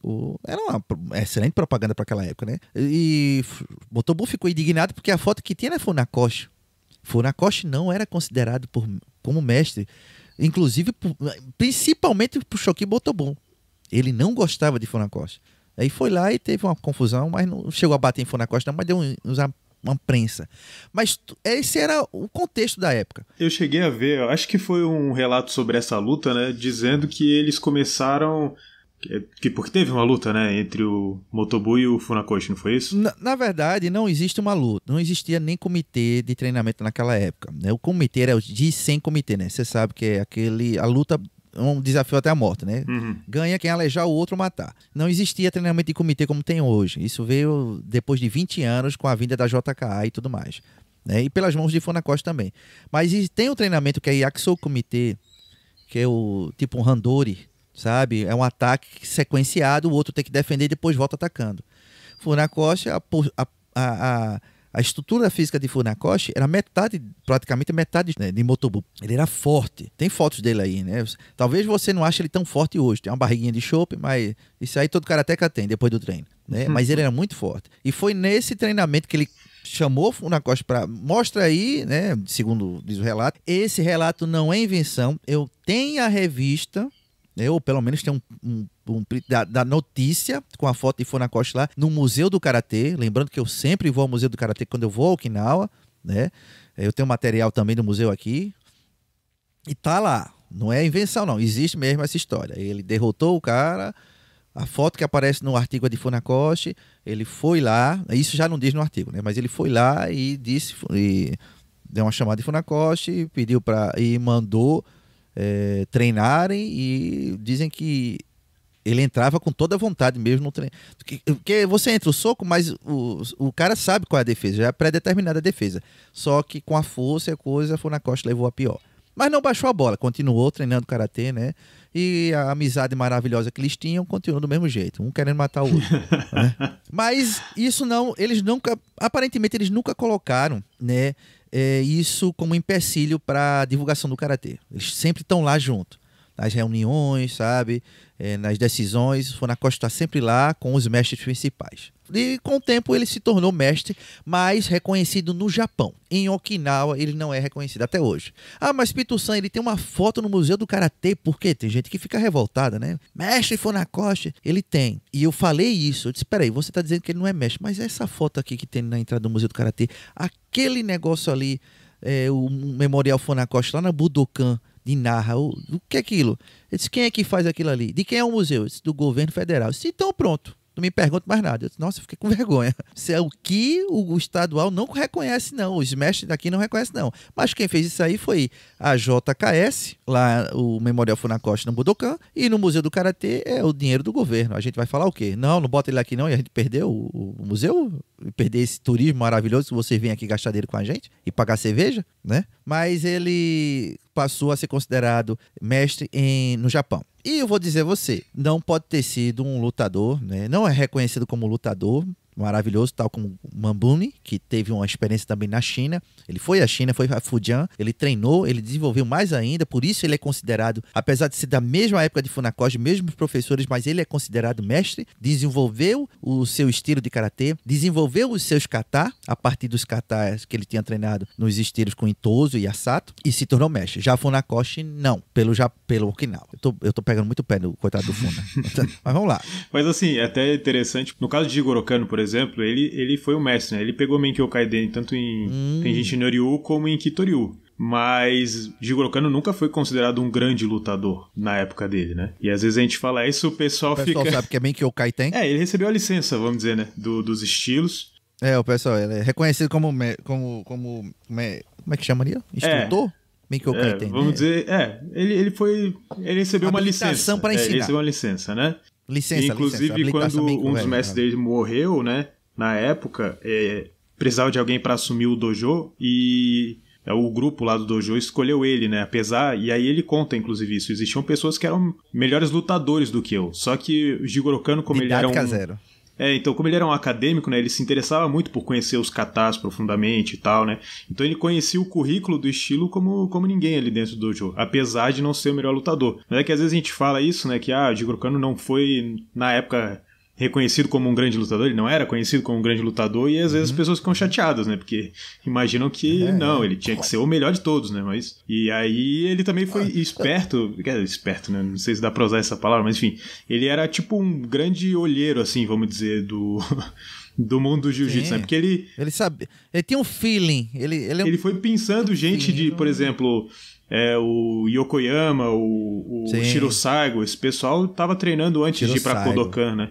Então ele... Claro que ele já conhecia até o professor... Ele cercou desse pessoal, né? Isso, ele até conhecia o professor dos caras, né? Mas ele ia olhar e falar assim, não, esse cara aqui, realmente, ele vai... Porque tem que lembrar que Jigoro Kano financiava esse pessoal pra treinar. Eles não pagavam mensalidade, né? Então ele olhar e falar, pô, esse cara aqui vai ser importante pro futuro aqui da minha escola, né? Ele tinha um feeling, como você falou, muito bom, né? Tem os 4 principais da Kodokan, né? A qual ele não fazia parte, né? Isso, Yamashita, o Yokoyama, o Shiro Saigo e o inclusive Tomita, né? Aquele desafio lá pela polícia de Tóquio, eles estavam presentes, né? Sim. Foi o começo da, vamos dizer, do renome que a Kodokan ganhou entre os estilos de jiu-jitsu, né? Porque até então os mestres mais antigos, né, mais reconhecidos, vamos dizer, tratavam de Jigoro Kano só como um universitário, vamos chamar assim, né? Ele é um professor universitário, ele não é um mestre de jiu-jitsu. Exatamente. E aí quando teve o desafio da polícia, né, que a Kodokan ganhou, aí o pessoal teve que meio que, realmente... Né, ele sabe o que tá fazendo, né? Ele sabe que o planejamento dele é bom, vamos chamar assim, né? A escola dele é boa. Temos outro mestre também de karatê, que é muito polêmico, e apesar do pessoal do estilo dele conhecer ele como um excelente lutador, ele não tem, assim... O cartel dele não é muito conhecido, sabe? É muito das histórias que contaram, mas não tem nenhuma fonte segura. Mas quando a gente fala desse mestre, o pessoal automaticamente acha que a gente tá falando que o estilo é fraco, que é o Kyokushin. O Matsutatsu Oyama, né, o coreano, né, e digo assim, coreano, não, mas assim, o Japão já estava na Coreia, o Japão já estava em Okinawa, o Japão, tá da Ásia já era do Japão, sabe? E não era tão assim, tinha um preconceito, mas não era tão fechado assim para os coreanos naquela época. E Oyama tem um estilo de karatê muito diferente do estilo japonês. Eu costumo dividir o karatê em estilos japoneses e estilos e estilo de Okinawa. E eu considero o karatê de Oyama, né, o Kyokushin, como um karatê japonês, nascido no Japão, no Japão, influência japonesa e influência do próprio Shotokan, mas Oyama foi atrás de Okinawa, foi atrás das raízes. Tem muitos kata também que ele usa os kata dos estilos de Okinawa, né? Mas é um karatê japonês. E o estilo é forte demais. É forte, tanto é forte, que criou-se um estilo de competição diferente e é adotado em Okinawa, sabe? Tem estilos de karatê, associações de karatê, que eles tanto participam de competições ao estilo da JKA, né? Hoje também conhecido como JKF, que é a Federação de Karatê, que a gente deve falar sobre isso também, nesse próximo bloco aí, sobre o karatê contemporâneo agora, né? Mas também participa de competições de estilo Kyokushin, que é full contato, tirando o Jodan, né? Não bater no rosto, socos no rosto, mas funcionam e participam. Eu vejo competições lá em Okinawa que atletas de Kyokushin participam das competições das associações de Okinawa, nessas regras, e o pessoal de Okinawa, do karatê de Okinawa, também participa das competições de Kyokushin, sem nenhum problema, sabe? Mas quando a gente fala, não tem muitos dados sobre isso, não. Você acha que é ruim? Já chama pra porrada. Mas o estilo Kyokushin é, sem dúvida, muito forte, né? Não é o mais forte, mas é o muito forte. Que aí também é demais, né? Dizer que é mais forte, eu tô botando pra baixo.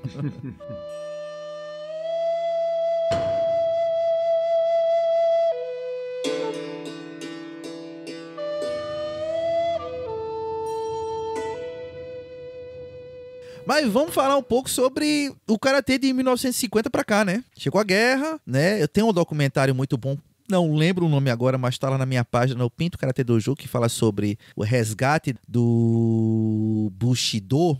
Teve um período do imperador que gostava muito de guerras aqui no Japão, e foi a expansão, sabe? Foi Manchúria, Filipina, Coreia, todo aquele terrorismo que o Japão daquela época fez, né? Mas eles queriam acender aquele espírito de guerreiro, do samurai, né? E na metade, na quarta década do século da era Meiji, né? É em 1940 que eu quero dizer a vocês. Fui ser bonito aqui e acabei enrolando. Mas enfim, é isso. Teve traduções de livros de estrangeiros, publicações dentro do Japão. Eles foram buscar muitas coisas lá fora para trazer o espírito Bushido. Teve o resgate de artes marciais, o karatê também serviu. Funakoshi deu aulas também para recrutas que ele mesmo dizia, tinha jovens que entravam no meu dojo, passavam um mês e depois iam embora, sabe? Lembrando também que tem uma pessoa muito importante que é o Ginko Funakoshi, o primeiro filho de Funakoshi, né? Que foi uma pessoa muito importante, tanto dentro do karatê japonês ou de Okinawa, quanto até dentro do Kobudo. Ele transformou o karatê do pai, kata de Kobudo. Ele também era estudante de Kobudo. Funakoshi era estudante de Kobudo. Não conseguiu emplacar o Kobudo dentro do Shotokan, mas era. Apesar de que tem uma turma que foi aluno de Funakoshi. Inclusive, um dos meus professores foi aluno de Funakoshi. Eu explico depois a vocês. E o Ginko Funakoshi foi muito importante. Mas o resgate para ir para a guerra, né? O Funakoshi deu aula. Teve mestres que deram aulas de karatê dentro dos quartéis, dentro da força militar, da marinha, né? Da força do exército imperial. E um karatê muito, muito, como é que eu chamo? Capado, sabe? Tem relatos de livros que falam que, olha, eu tive que simplificar. Teve mestres que não foram aceitos porque queriam dar um treinamento completo do zero, mas eles não aceitavam. Não, tem que ser curto e grosso. É uma coisa bem... Pega um compilado aí do melhor que tu tem aí e ensina pra esse menino que eles vão morrer na baioneta mesmo. Mas pelo menos que eles vão seguro aí pra sair na tapa, né? Então não venha me ensinar a catar do zero, não sei não. E teve mestres que se adaptaram. Muitos falavam que eu tinha que dar aula com os alunos de Kutuno para eles se acostumarem. Tem toda essa história. Não faz do karatê uma arte de guerra. Tem que estudar muito para entender o que é uma arte marcial, o que é um goshinjutsu, uma defesa pessoal. O karatê, muita parte do tempo dele foi defesa pessoal. Porque ele foi treinado por militares que foram para a guerra. Naquela época já tinha baioneta, Segunda Guerra já tinha a Kalashnikov, não tinha?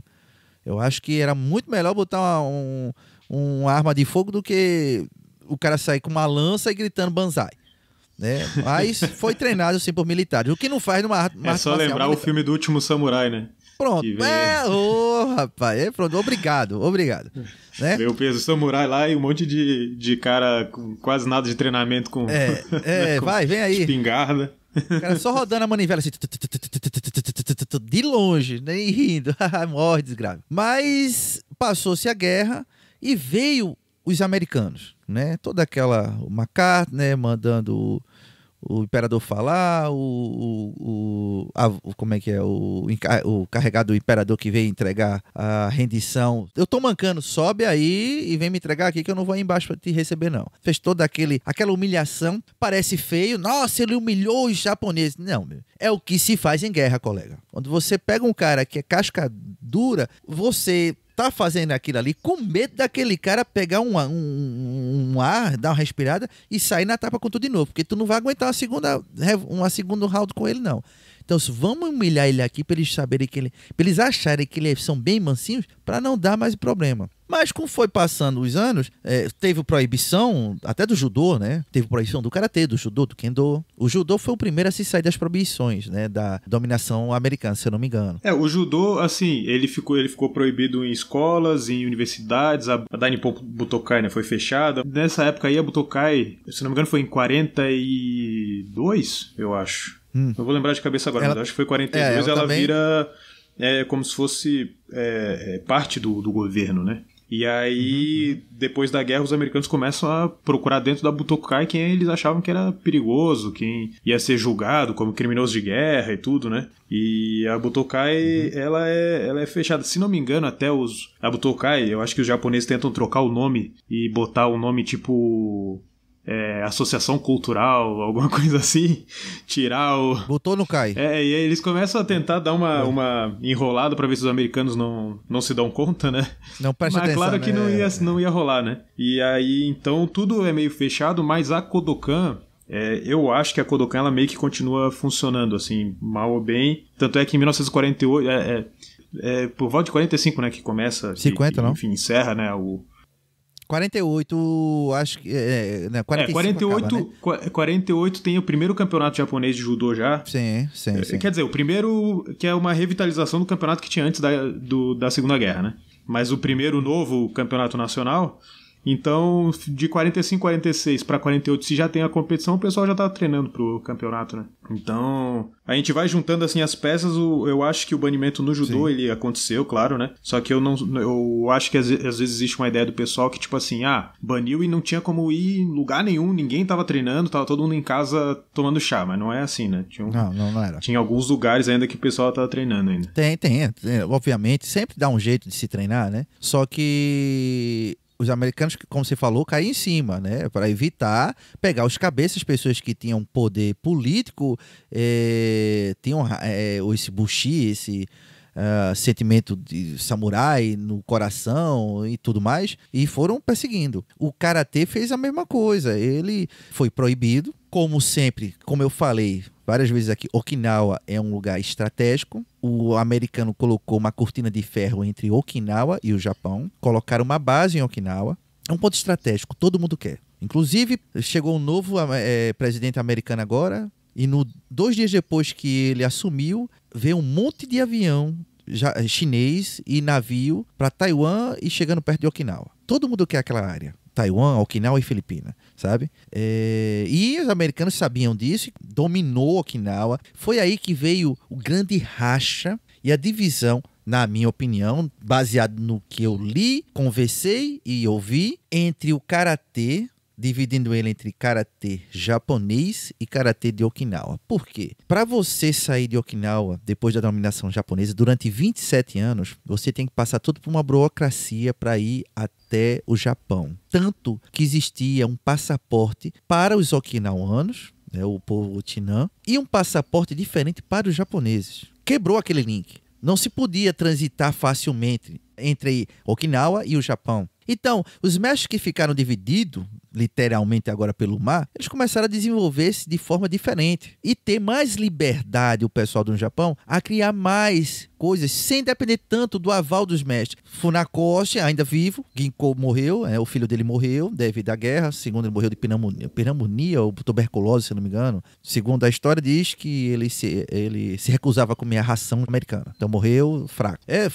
A gente perdeu muita coisa com a morte de Ginko Funakoshi, mas Funakoshi estava meio que livre agora, sabe? Correspondência a tudo isso passava pelo crivo dos americanos, com medo de uma insurreição por parte dos japoneses. Eles fizeram o imperador, Gustavo sabe, não é imperador, é uma tradução mais próxima que a gente tem da palavra que define o imperador japonês, mas ele é filho dos deuses. Ele é um semideus, ele é um Jesus Cristo, né? Ele é um Buda para os japoneses. Fez aquele cara dizer, eu não sou um semideus. Ou é um deus que ele falou? Enfim, é um semideus, ele falou. Eu não sou Hércules, pronto, ele disse. E fez muito velho chorar. O imperador japonês, ele é o cabeça do shintoísmo japonês. Por isso. Do período Meiji, principalmente, né? Mas sempre foi, né? A família imperial. O Shinto é uma religião exclusiva do Japão. Sim. Porque ela dá o poder ao imperador. Quando o budismo entrou aqui, foram caçados, queimaram. O budismo que existe no Japão é um budismo até diferente de todos que você vê em outros lugares. Porque ele teve que se espremer ali entre o shintoísmo, sabe? Para poder ser aceito. Senão era queimar, matar, para poder... Porque ele não reconhecia o imperador, tal como o shintoísmo reconhecia como um semideus. cabeça, o deus principal do Japão. Que até hoje dizem que tem gente que acredita. Eu não sei se é possível não, né? Mas tem gente que acredita. Agora imagina, vamos dizer, me desculpe o pessoal que é evangélico, mas imagina chegar ao Império Romano e mandar Jesus Cristo dizer: diga que você não é o filho de Deus. E o cara, tá bom, não sou. Cai por terra todo mundo. Foi o que aconteceu para os japoneses. O ódio, muita gente dizia que aquela voz que estava saindo no rádio não era do imperador. Nego não acreditava. Nego dizia que era só uma estratégia para depois o imperador voltava com seu poder e acabar com todos os Yankee, né? Acabar com todo mundo, com os americanos, com a dominação. E os americanos ficavam nessa pressão ali dentro. Tá, eu tenho 2 metros de altura, o japonês tem 1,65. Mas ele tem uma lâmina ali de 1,80. Né? Não 1,80 não, mas tem uma lâmina de 80 centímetros ali e a gente não consegue confiscar tudo. Então, foi pressionada a sociedade japonesa, teve essa pressão por parte americana. E não é errada, né? É guerra, né, bicho? É guerra, né? Errado é a bomba, mas aí tudo bem, aí é outra coisa. Então, houve essa separação no karatê japonês e entre o karatê, né, que estava no Japão e de Okinawa. E eles começaram a tomar caminho muito diferente. Tanto nas decisões de competição, de organização, de graduação. Você vai ver que a graduação em Okinawa é diferente da graduação do karatê no Japão. Até 3 anos atrás não existia 10º dan no Japão, no karatê do Japão. As Olimpíadas deu colocou uma cola entre o karatê de Okinawa e o karatê do Japão de novo, sabe? E começou a aparecer em associações renomadas de karatê no Japão, começou a aparecer 10º dan. Inclusive o meu sensei é 10º dan. Ele pegou ano retrasado, em 2019, né? Pegou 10º dan, sensei Ueki da JKA, a primeira associação de karatê do Japão e a primeira a ser reconhecida pelo Ministério de Educação, fundada a pedido de Funakoshi, com aval de Funakoshi, hoje tem 10º dan. Mas ela passou 60 anos sem ter um 10º dan, com respeito a Funakoshi Sensei, né? Hoje mudou, mas até então a faixa coral, que a gente chama a faixa vermelha e branca, né, que existe na graduação de Okinawa, ela não existe nas graduações do karatê japonês. No Shotokan, no Adoryu, que é também um karatê japonês, Otsuka Sensei, foi aluno de Funakoshi, treinou judô também, ele desenvolveu o karatê o Adoryu. O Shitoryu acho que não tem também não, faixa coral não. Né? Já nos estilos de Okinawa, Goju-ryu, Uechi-ryu, tem outros estilos não conhecidos, né? Tem vários subestilos. Shorin, tem o Shorin Matsumura, tem o Shorin... Me esqueci o nome dele agora. Estou me esquecendo do nome de muita gente, desculpem. Mas existem subestilos, né? Dentro das organizações e usam graduações diferentes. Tudo isso foi tomando um rumo diferente. O próprio Kobudo no Japão, ele desapareceu. Não sei se é porque era com inchada com o pai e o pessoal não queria, ou justamente isso que o Gustavo falou, por a necessidade mais de uma arte de corpo a corpo, né, com golpes traumatizantes, do que a necessidade com armas, que já existia. Mas morreu e foi tomando um caminho diferente. Foi em 1947, foi fundada a Associação Japonesa de Karatê. Funakoshi viu a necessidade, mais uma vez Funakoshi aí, viu a necessidade de criar-se instrutores formados em Karatê. Veja bem, gente, Funakoshi criou, segundo ele, acidentalmente um estilo, o Shotokan. No seu dojo que foi bombardeado, eu tive no bairro, o bairro onde o dojo de Funakoshi Sensei existia, é um bairro que praticamente hoje é de onde nasceu o Shotokan, que inclusive é onde existe a universidade que ele dava aulas, é Takushoku Daigaku, e um dojo de um sensei muito famoso, que é o Nakatatsuya, aquele cara lá do filme Kurobi, é também no bairro onde tinha eu não me esqueci o nome agora, do dojo de Funakoshi Sensei. Mas foi bombardeado, foi sem Funakoshi que acidentalmente criou um estilo. Só que a Associação de Karatê, JKA, Japan Karate Association, ou NKK, Nihon Karate Kyokai, ela não tem a palavra Shotokan. Não sei se vocês notaram. Porque aquilo ali era uma associação para se desenvolver instrutores de Karatê em geral. Não existia estilos. A ideia primordial era todos os estilos existir um órgão para treiná-los e para mandar eles para divulgar o karatê de forma real, com o espírito do Budô, a filosofia do karatê do, já tinha passado a ser chamado karatê do, né? Em 1938 teve uma reunião de grandes mestres. Se quiserem, tem um link aí de toda a matéria que a gente fez no nosso site, que decidiram trocar. Tem a pauta da reunião, tem todas as falas dos mestres na reunião, a gente traduziu, o Tudinho tá lá, né? Já usava o nome Karate-Do, e Funakoshi, ele tinha feito o pedido, pelo que dizem, né? E eles já decidiram, né? É uma coisa... Posso abrir um parênteses rapidinho, Gustavo? Sim, claro. Isso foi muito importante para a aceitação dos japoneses, do karatê, por parte dos japoneses, porque colocar o nome Mãos da China seria horrível. E Funakoshi estava trabalhando nisso. E um dos principais jornais impressos de Okinawa, que ele hoje está com 110 anos, e o fundador dele foi o terceiro filho do último rei de Ryukyu, né, antes da dominação japonesa, o jornal decidiu a trabalhar, para você ver como estava sendo feito o trabalho de ligação entre Okinawa e o Japão. Eles disseram, vou fazer uma reunião. O jornal é que decidiu, a direção do jornal decidiu fazer uma reunião com os principais mestres de karatê de Okinawa para definir como seria melhor chamar a arte marcial Toji, o Kenpo, o Ryukyu Kenpo, para se falar no Japão, no território japonês. Porque diziam, não, chamam de Kenpo, chamam de Jujutsu Ryukyu. Vamos dar um nome que não seja ruim pra lá, que a gente não seja escorrachado por ter sido vassalo de chineses. Vamos dar um nome. Então os mestres têm lá toda a história, as falas, porque foi registrado em pauta, né? Eles decidiram colocar o nome Karate-Do. E Funakoshi já estava usando isso. Ele não inventou. Isso já tinha outro mestre, já estava usando há muito tempo, há 10 anos antes dessa reunião. Ele fala na reunião que ele estava usando, mas o Funakoshi já estava pensando nisso. Então, ele queria criar uma associação que mostrasse, era um homem muito religioso, e mostrasse o caminho do Do de forma certa, porque tinha muita gente aprendendo o karatê por conta do movimento nos dojos da guerra, inclusive também estrangeiros que tiravam um serviço lá, aprendiam e iam para seus países de origem ou sua cidade de origem e começava a dar aula de karatê de todo jeito. É só você abrir aí no YouTube e colocar karatê nos Estados Unidos, que você vai ver cada coisa bizarra, absurda. Essa reunião, ela foi também para falar sobre aquele assunto do kanji do Kara, no caso, sim. Vinha do chinês, que significava sim. China, né? Pra vazio, né? Na verdade, não significa China. Kara também seria de Tang. Sim.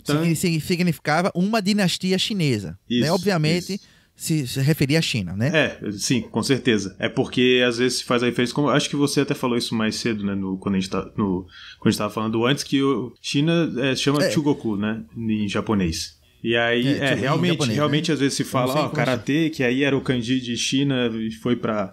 Quando se fala isso, né? Aí a pessoa fala, mas peraí, mas o kanji de China não é karate. Primeiro eu tenho que explicar ao pessoal, os ouvintes, que kanji, o ideograma japonês, ele tem pelo menos 3 formas diferentes de falar. Ele tem o mesmo significado, mas dependendo do outro kanji que acompanha ele muda a pronúncia. O kanji que se referia à dinastia chinesa, que é o Kara, né? Ele é diferente do Kara de vazio. Tem as mesmas pronúncias, é que nem manga. Manga de camisa e manga fruta, sabe? É a mesma pronúncia, só que são coisas diferentes, né?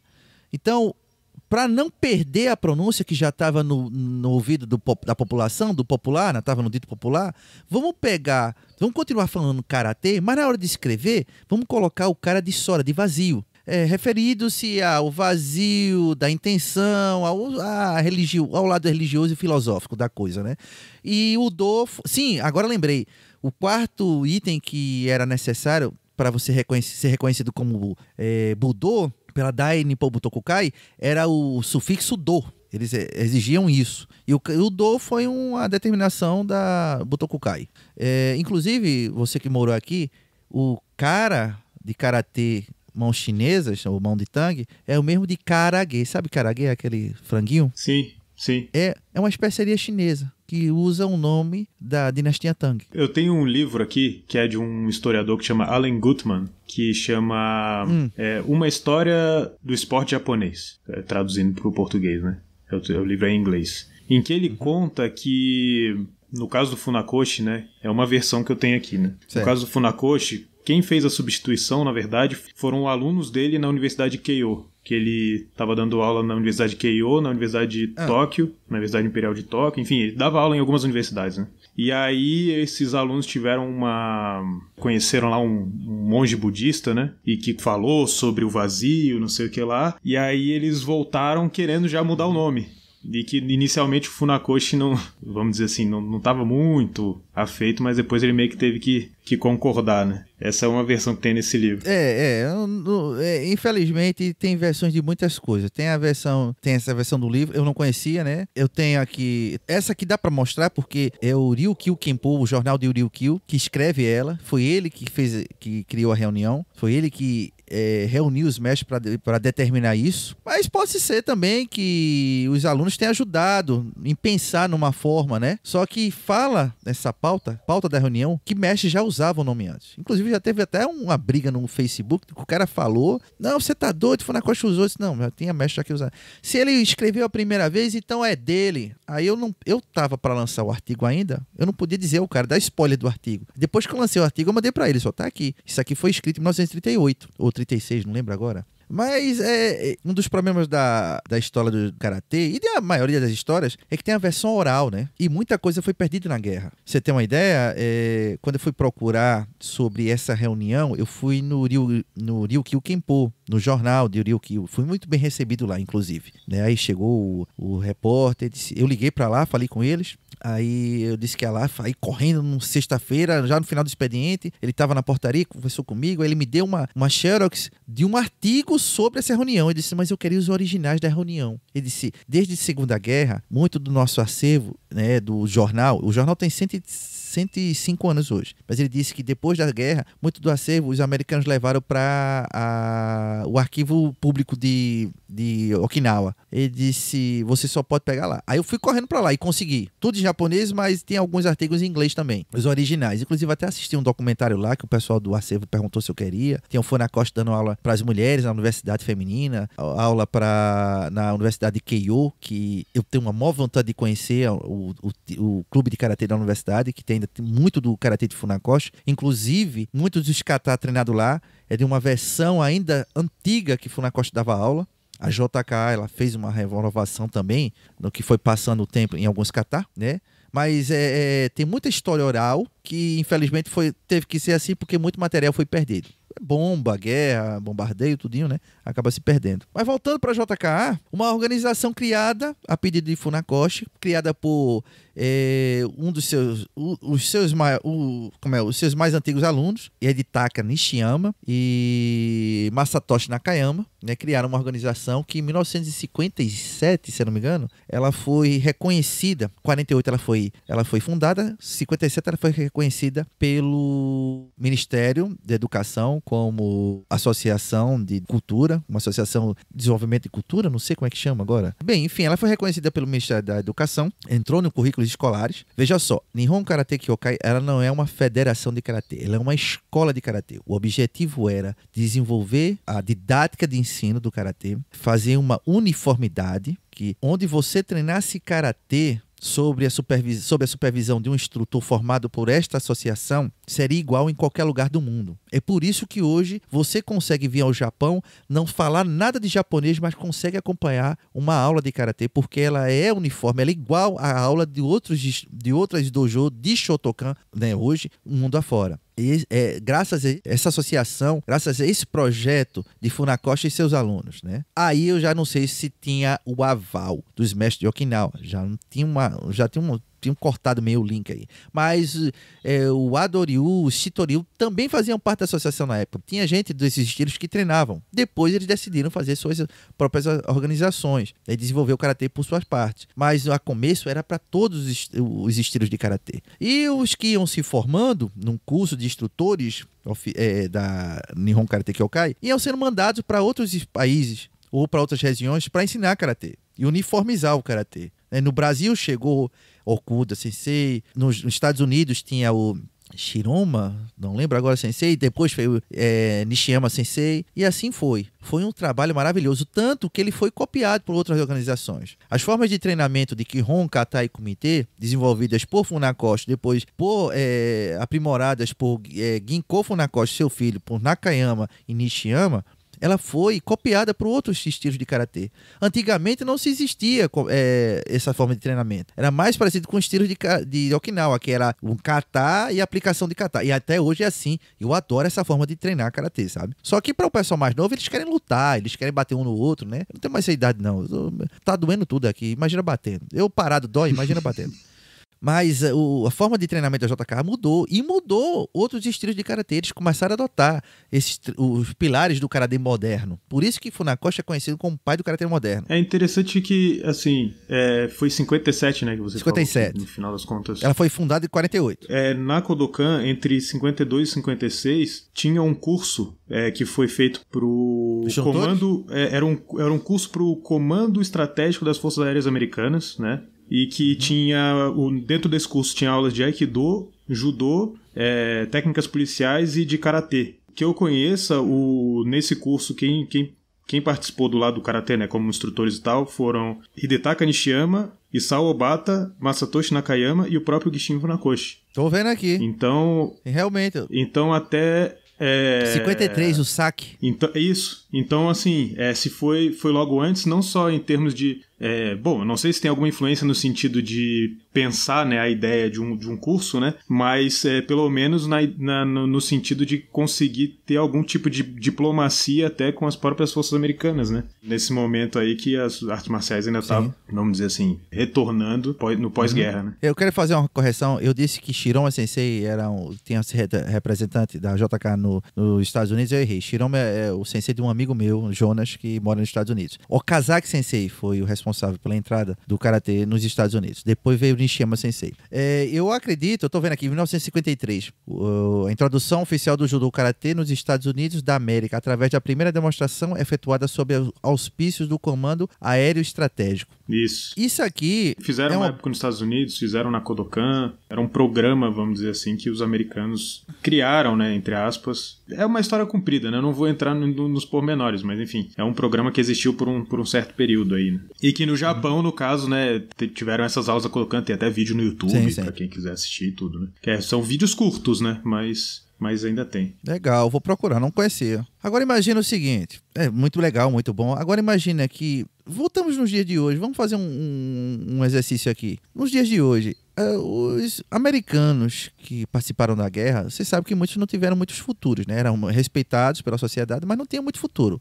Né? Problemas também com depressão, alcoolismo, vícios e etc e tal. Aí você passa por um curso com mestre de artes marciais orientais, né, no Japão, e volta para casa. Não te dá assim, no desespero, tu não dá vontade de dar aula de qualquer jeito de uma coisa que tu estudou por uma semana, um mês, não? Com certeza. Não, e eles ganhavam o certificado, né? Tem isso.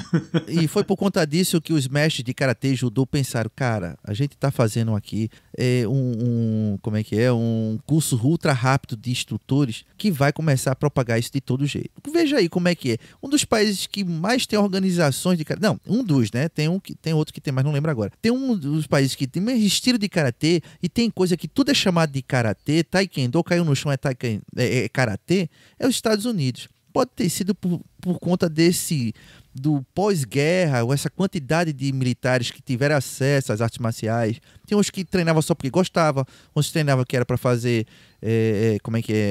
uma diplomacia entre os japoneses e diminuir mais aquela tensão. E começaram a dar aula disso aí de todo jeito. Eu acredito que a principal preocupação de Funakoshi Sensei com a criação da JK, com o pedido da criação da JK, foi estabelecer instrutores de verdade para ensinar a arte que ele passou anos. Ele saiu de Okinawa, a esposa dele morreu em Okinawa, ela não veio morar com ele em Tóquio. Ele trabalhou como jardineiro, ele passou fome depois da guerra, ele perdeu um filho aqui e depois veio um monte de caboclo dando aula de todo jeito, dizendo que é mestre de karatê mundo afora. Eu também ficaria revoltado, não? Eu ficaria, eu não sei se ele ficou, mas eu ficaria. Então, eu acredito que a criação da JK seja por conta disso. A criação do curso, que hoje dura 2 anos, até hoje existe esse curso. Ele não tem mais aquela força de antigamente, que era mandar os instrutores para outros países, sabe? Eles não bancavam, eles entravam em contato, ajudavam na tramitação, na papelada, entravam em contato com as comunidades de japoneses que tinham nos países que eles estavam mirando,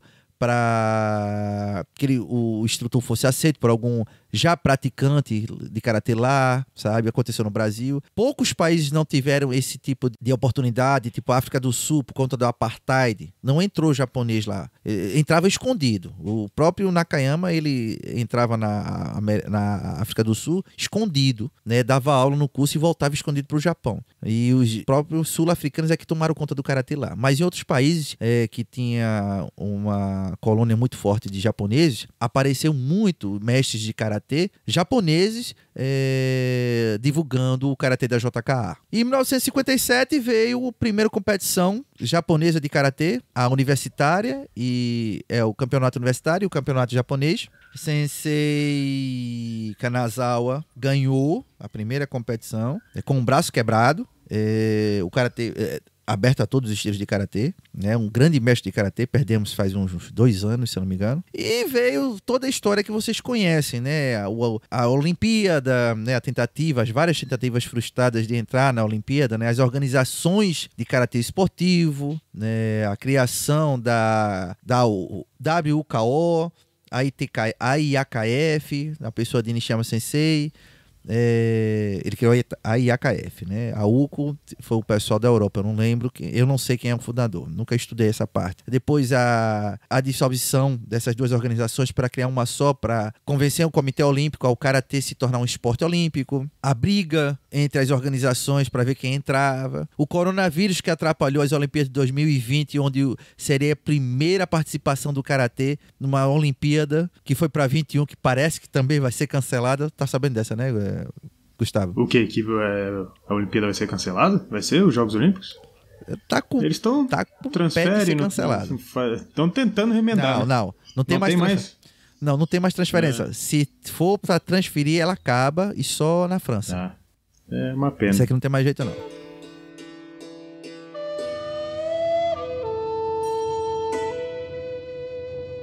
Nas competições de karatê entram praticantes dos vários estilos de karatê, então. Como é que formulou, então, vamos dizer, porque existem diferenças entre os estilos. Como é que se configurou essa formulação de uma federação, de uma formatação de campeonato em que todos conseguem interagir? Então, ou seja, porque, por exemplo, eu não sei se a parte de kata também é os vários estilos, né? Mas aí uma pessoa vai lá e apresenta um kata do estilo próprio dela. Como é que funcionaria um julgamento nesse sentido? Ou essa possibilidade de entrar gente de todos os estilos entra só na parte de luta? Porque, querendo ou não também, aí eu já estou estendendo a pergunta, mas quando você formata, querendo ou não, uma regra de luta, né?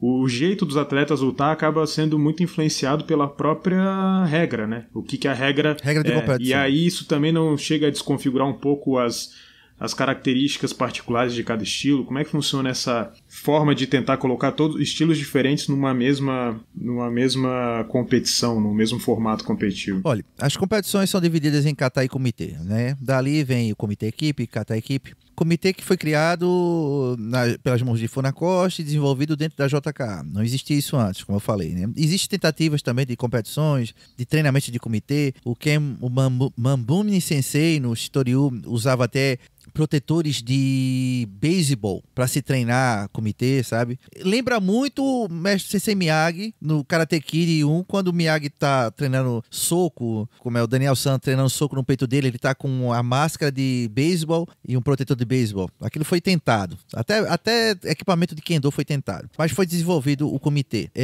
Para participar de competições, né, uma associação de Shotokan, por exemplo. A JK era aberta no começo, mas hoje ela é praticamente Shotokan.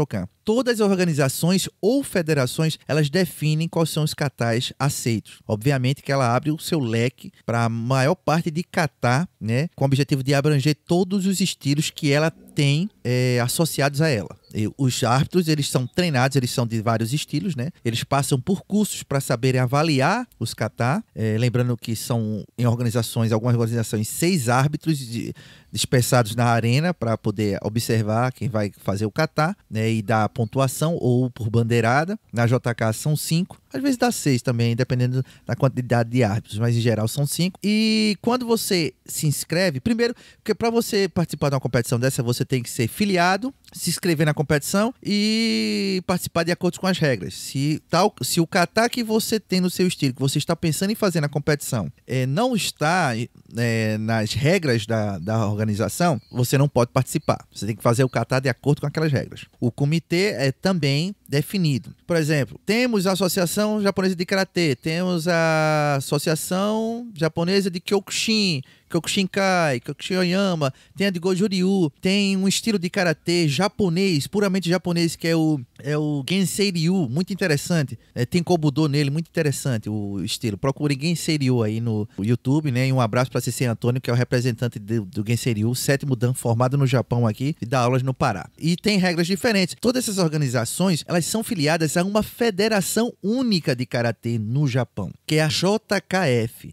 Ela é representante da WKF, a World Karate Federation. Meu inglês é bom, meu inglês é the best. E para você participar dos Jogos Universitários, né, para participar das Olimpíadas, você tem que estar filiado à JKF, a federação, e não a associação, a federação. Uma federação, um órgão esportivo, que ele tem várias regras definidas. O Kyokushin pode participar, desde que ele não use a regra dele no seu estilo de comitê. Como eu te falei aqui no começo, tem organizações de Karatê de Okinawa que ela participa. Tem dojos que participam tanto de competições de Kyokushin, onde você tem que nocautear o adversário, quanto nas regras da JKF, que elas têm que pontuar. Ela tem que bater de forma a mostrar a técnica de Karatê como se fosse num fundamento treinado dentro do dojo, de forma que bata, mostre potência, mas que não machuque, né, ao ponto de deixar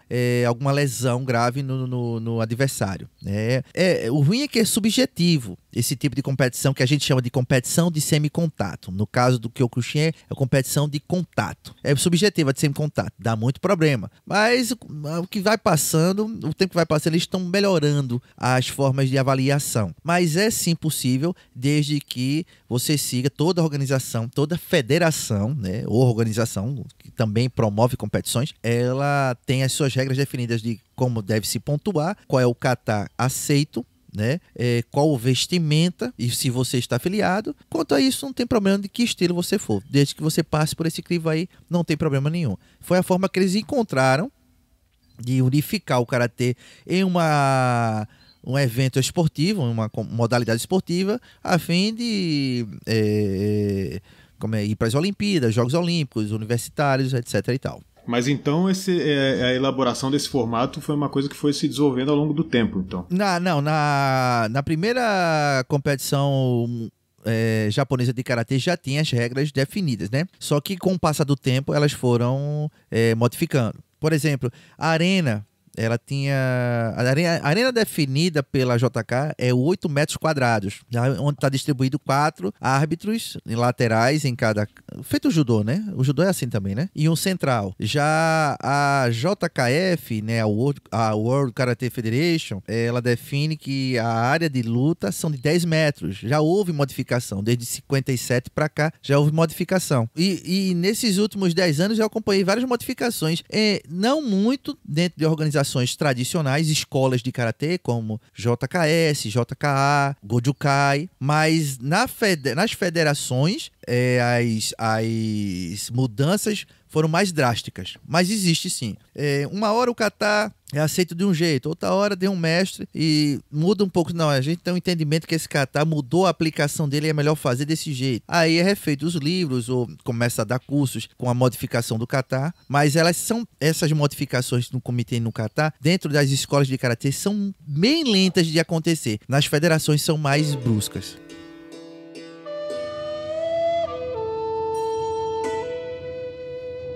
Agora com essa situação da pandemia, né, do coronavírus, né, eu vejo que, por exemplo, no caso do judô, do jiu-jitsu, né, que são artes muito próximas, né, existe uma dificuldade de tentar adaptar, né? Quando existe algum tipo de, vamos dizer, flexibilização, né, das regras, né? Para tentar adaptar a prática, né? Eu vejo no caso da Kodokan, toda hora tendo que dar um jeito, né, de tentar adaptar, de fazer uma coisa online, de tentar se virar, né, para tentar manter a prática viva nesse período, né? No caso do karatê, a minha percepção pelo menos é que dá para ter uma prática com uma distância, vamos dizer assim, sem que os próprios praticantes achem muito estranho, porque, por exemplo, vamos dizer, né, no caso do jiu-jitsu, né, eu vou lá, eu dou aula de jiu-jitsu, que é luta agarrada, né? E aí eu falo pro cara, a gente vai fazer um treino à distância, entendeu? Geralmente as pessoas não vão entender muito bem como é isso, né? É meio difícil, hein?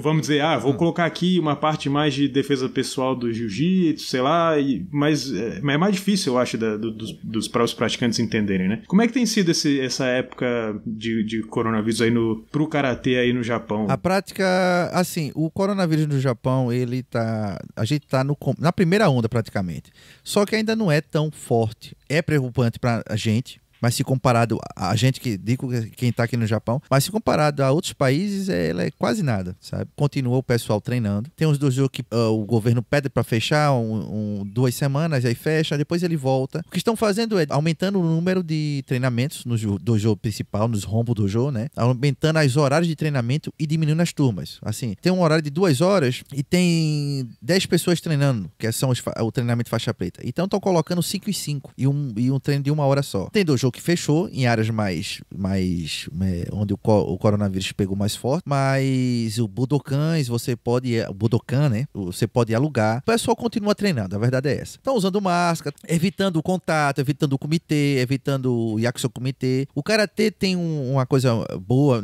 nessa atual situação que a gente se encontra, que é a prática do kata, né? O kata não é necessário você ter contato. Se você não treinar um bukai, a aplicação do kata, né? Você pode treinar o kata sem problema nenhum, nem sem contato nenhum. Você não precisa nem estar no dojo para treinar kata. Você precisa de um sensei que olhe, né? E um espaço que dê para fazer. Você não precisa de um parceiro. Isso facilita um pouco os treinamentos para essa época de pandemia. E o pessoal tem usado online. Dentro do Japão, não estão usando treinamentos online. A gente até treinou online uma vez só, o Hombu Dojo. Eu insisti com o sensei, Otsuka Sensei, né? Sensei, faça um treinamento online. Tem todo mundo fazendo, né? Eu sou um cara do online, né? Vocês sabem que eu já estou há anos na internet e eu já tenho um costume, né, de dar dicas online, treinamentos lá no começo. Aí eu falei, vamos tentar. Mas não foi aquele...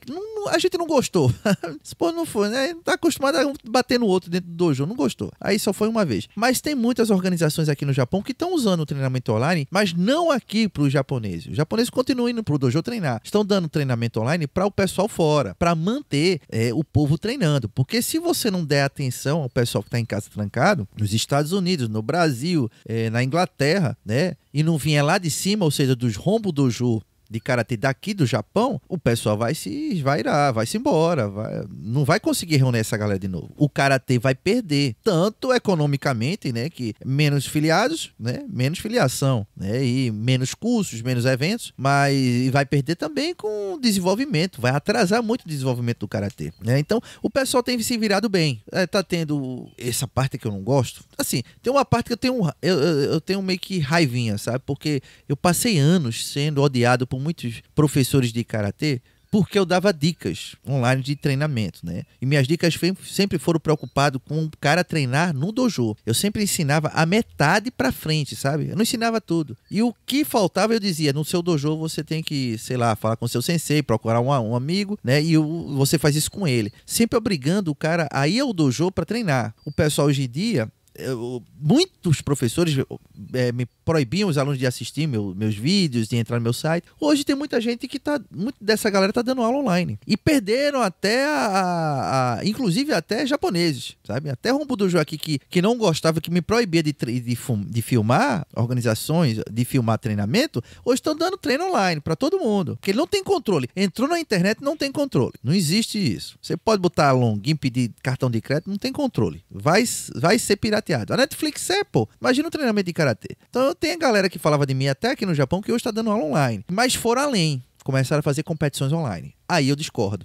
Aí não. E eu já vi, pasme, competições de comitê online. Eu disse, aí é demais, meu colega. Aí não foi de organizações sérias. Eu nem sei como é que isso funciona. Eu só vi a chamada e o folding. Eu disse, eu não quero ver isso não, porque eu vou ter que arrancar meus olhos depois. Eu vi você comentando naquele último Pode Bater podcast, né? Falando Gachuco online. Gachuco online. Aqui eu vou dizer, gente, Gachuco, o pessoal do karatê tradicional do Brasil dizia que Gachuco é a tradução para sofrer junto. Não, colega. Gachuco é acampamento de treinamento. É quando o pessoal aqui dos clubes de karatê, clube que eu falo é clube de escola, sabe? Os estudantes treinam karatê dentro da escola, eles, ou karatê, ou voleibol, ou futebol, né? Tem várias disciplinas esportivas. Final de semana os professores pegam várias escolas, alugam um lugar de acampamento. Minha filha mesmo vai. E passam 2, 3 dias lá treinando, estudando e conversando. Mas treinando de se matar. Você vê um menino treinar... Tu sabe, né, Gustavo? Você vê um menino treinar karatê aqui ou judô, são 4 horas todos os dias de segunda a domingo, dentro da escola. Então, Gachuco quer dizer acampamento de treinamento. Aí, nego tá fazendo acampamento de treinamento online. Fala sério, Gustavo. Não é o mesmo que fazer pescaria online, não. Não faz sentido nenhum, né? Não é sério. Eu fiquei assim, eu não tem sentido. Faz um curso online de karatê, né? Mas não tem sentido, enfim, né? Aí o pessoal tem gente perdendo a estribeira. Mas como é tudo feito nas coxas, né? Tudo na carreira, tudo no correria, né? Vai sair besteira mesmo. Mas eu acredito, eu tenho esperança que lá na frente, depois dessa pandemia, isso vai dar um novo segmento, sabe? De treinamento. Vai diminuir um pouco essa distância que a gente tem geográfica, né? Inclusive, Paulo Afonso Sensei, um dos primeiros karatecas do Shotokan a entrar no mundo MMA, eu fiz uma entrevista com ele, ele disse, Pinto, continue, porque eu conheci vários meninos que moram lá naquelas ilhazinhas perdido na Amazônia, no Pará, que quando eu cheguei lá para dar aulas a eles estavam com o celularzinho mostrando vídeo seu, eles aprendendo karatê por você. Mas Sensei, o karatê... Não se preocupe, quando eu cheguei lá, os meninos felizes, porque já sabiam alguma coisa por sua causa. Isso me deixou feliz pra caramba, sabe? Mas eu ainda acho errado, né? Tem cara aí que se diz mestre de karatê antigo e o filho da mãe fez exame de faixa preta por Skype. Me explica isso. E ele fez exame de Shotokan pelo Skype e tá dando curso país afora de karatê antigo, de karatê antigo de Okinawa. Eu não sei não, porque ele traduzia livro. Eu disse, caralho, como é que é isso? Esse é meu medo com essa febre do karatê online. Mas eu tenho esperança que isso vai dar algum fruto bom lá na frente, sabe? É só o pessoal não ter muito ganância. Eu sei que tem muita gente preocupada. Pô, eu tenho que pagar meu aluguel, eu tenho que dar aula de algum jeito, eu tenho que manter meus alunos aqui de algum jeito, né? Mas vamos ter calma, né, gente? No Japão não tá passando essa preocupação toda não, porque a gente ainda continua trabalhando, né? Tem uns lugares que estão fechados, mas tem outros que não. O Japão não parou. Ele diminuiu o ritmo, o que não quer dizer muita coisa, né, Gustavo? Né? Vamos ver. Diminuiu o ritmo. Qual é o ritmo daqui? 16 horas de trabalho. A gente baixou para 10 por dia, né? Eu tenho um amigo que trabalha numa empresa em Tóquio, ele falou que um dos problemas que ele vê, assim, falando desse negócio do online, né? Pela cultura da empresa, tem muito essa coisa de você encontrar encontrar as pessoas presencialmente, né? Tem o cartãozinho e tal, né? Então, tem que ir falar com o representante de não sei o que lá. E aí mesmo em situação de pandemia não existia vamos dizer, não existia essa vontade da própria empresa de falar assim, vamos, já que, né, estamos nessa situação aí, vamos fazer uma reunião online, vamos fazer um encontro online. Não, ele tinha que ir lá até encontrar o cara, porque parecia que não existia na cabeça ali dos superiores dele e tal, de que existia essa possibilidade. Tem uma coisa também, né, Gustavo? Apesar do Japão ter sido um país muito tecnológico, hoje todo mundo tá perdendo para a China, né? Mas hoje a gente tá perdendo um pouco para a China, mas ele é muito tecnológico, né? Onde a privada lava a sua bunda, literalmente, e você sabe disso. Os japoneses, eles não gostam do mundo online. É verdade. Eles não têm fotos no Facebook como a gente tem. Se tiver, são 2 e é trancada. É uma foto botando a mão na frente do rosto. Todas as câmeras de telefone aqui no Japão, elas fazem barulho, mesmo você botando no modo silencioso, para evitar os stalkers. Que alguém fique batendo foto das calcinhas das meninas dentro do banheiro ou dentro dos trem, né? Tem japonês que viaja e leva um bonequinho junto pra quando tirar foto da viagem e tal, que vai botar na internet, tem o bonequinho que representa ele, né? Porque ele não bota a foto dele mesmo. Sim, é assim mesmo. É muito difícil. Quando eu cheguei aqui, antigamente eu era mais brasileiro, eu metia a cara, eu filmava, sabe? Hoje em dia eles me cobram por aprender a danada da língua, aí eles me cobram, não faça isso. Aí você vê que meu material com o japonês diminuiu muito, porque eles foram mais e mais me proibindo. No começo não, eles falavam, eu não tô escutando não, tô entendendo não. Metia a coisa. Hoje você não pode sair com um celular aqui num pau de selfie filmando as coisas assim, não. Tem japonês que para na rua e você tá me filmando? É difícil. É uma das barreiras que o Japão tá tendo em receber as Olimpíadas aqui. Tem japonês. Tem lugar que eu não posso entrar.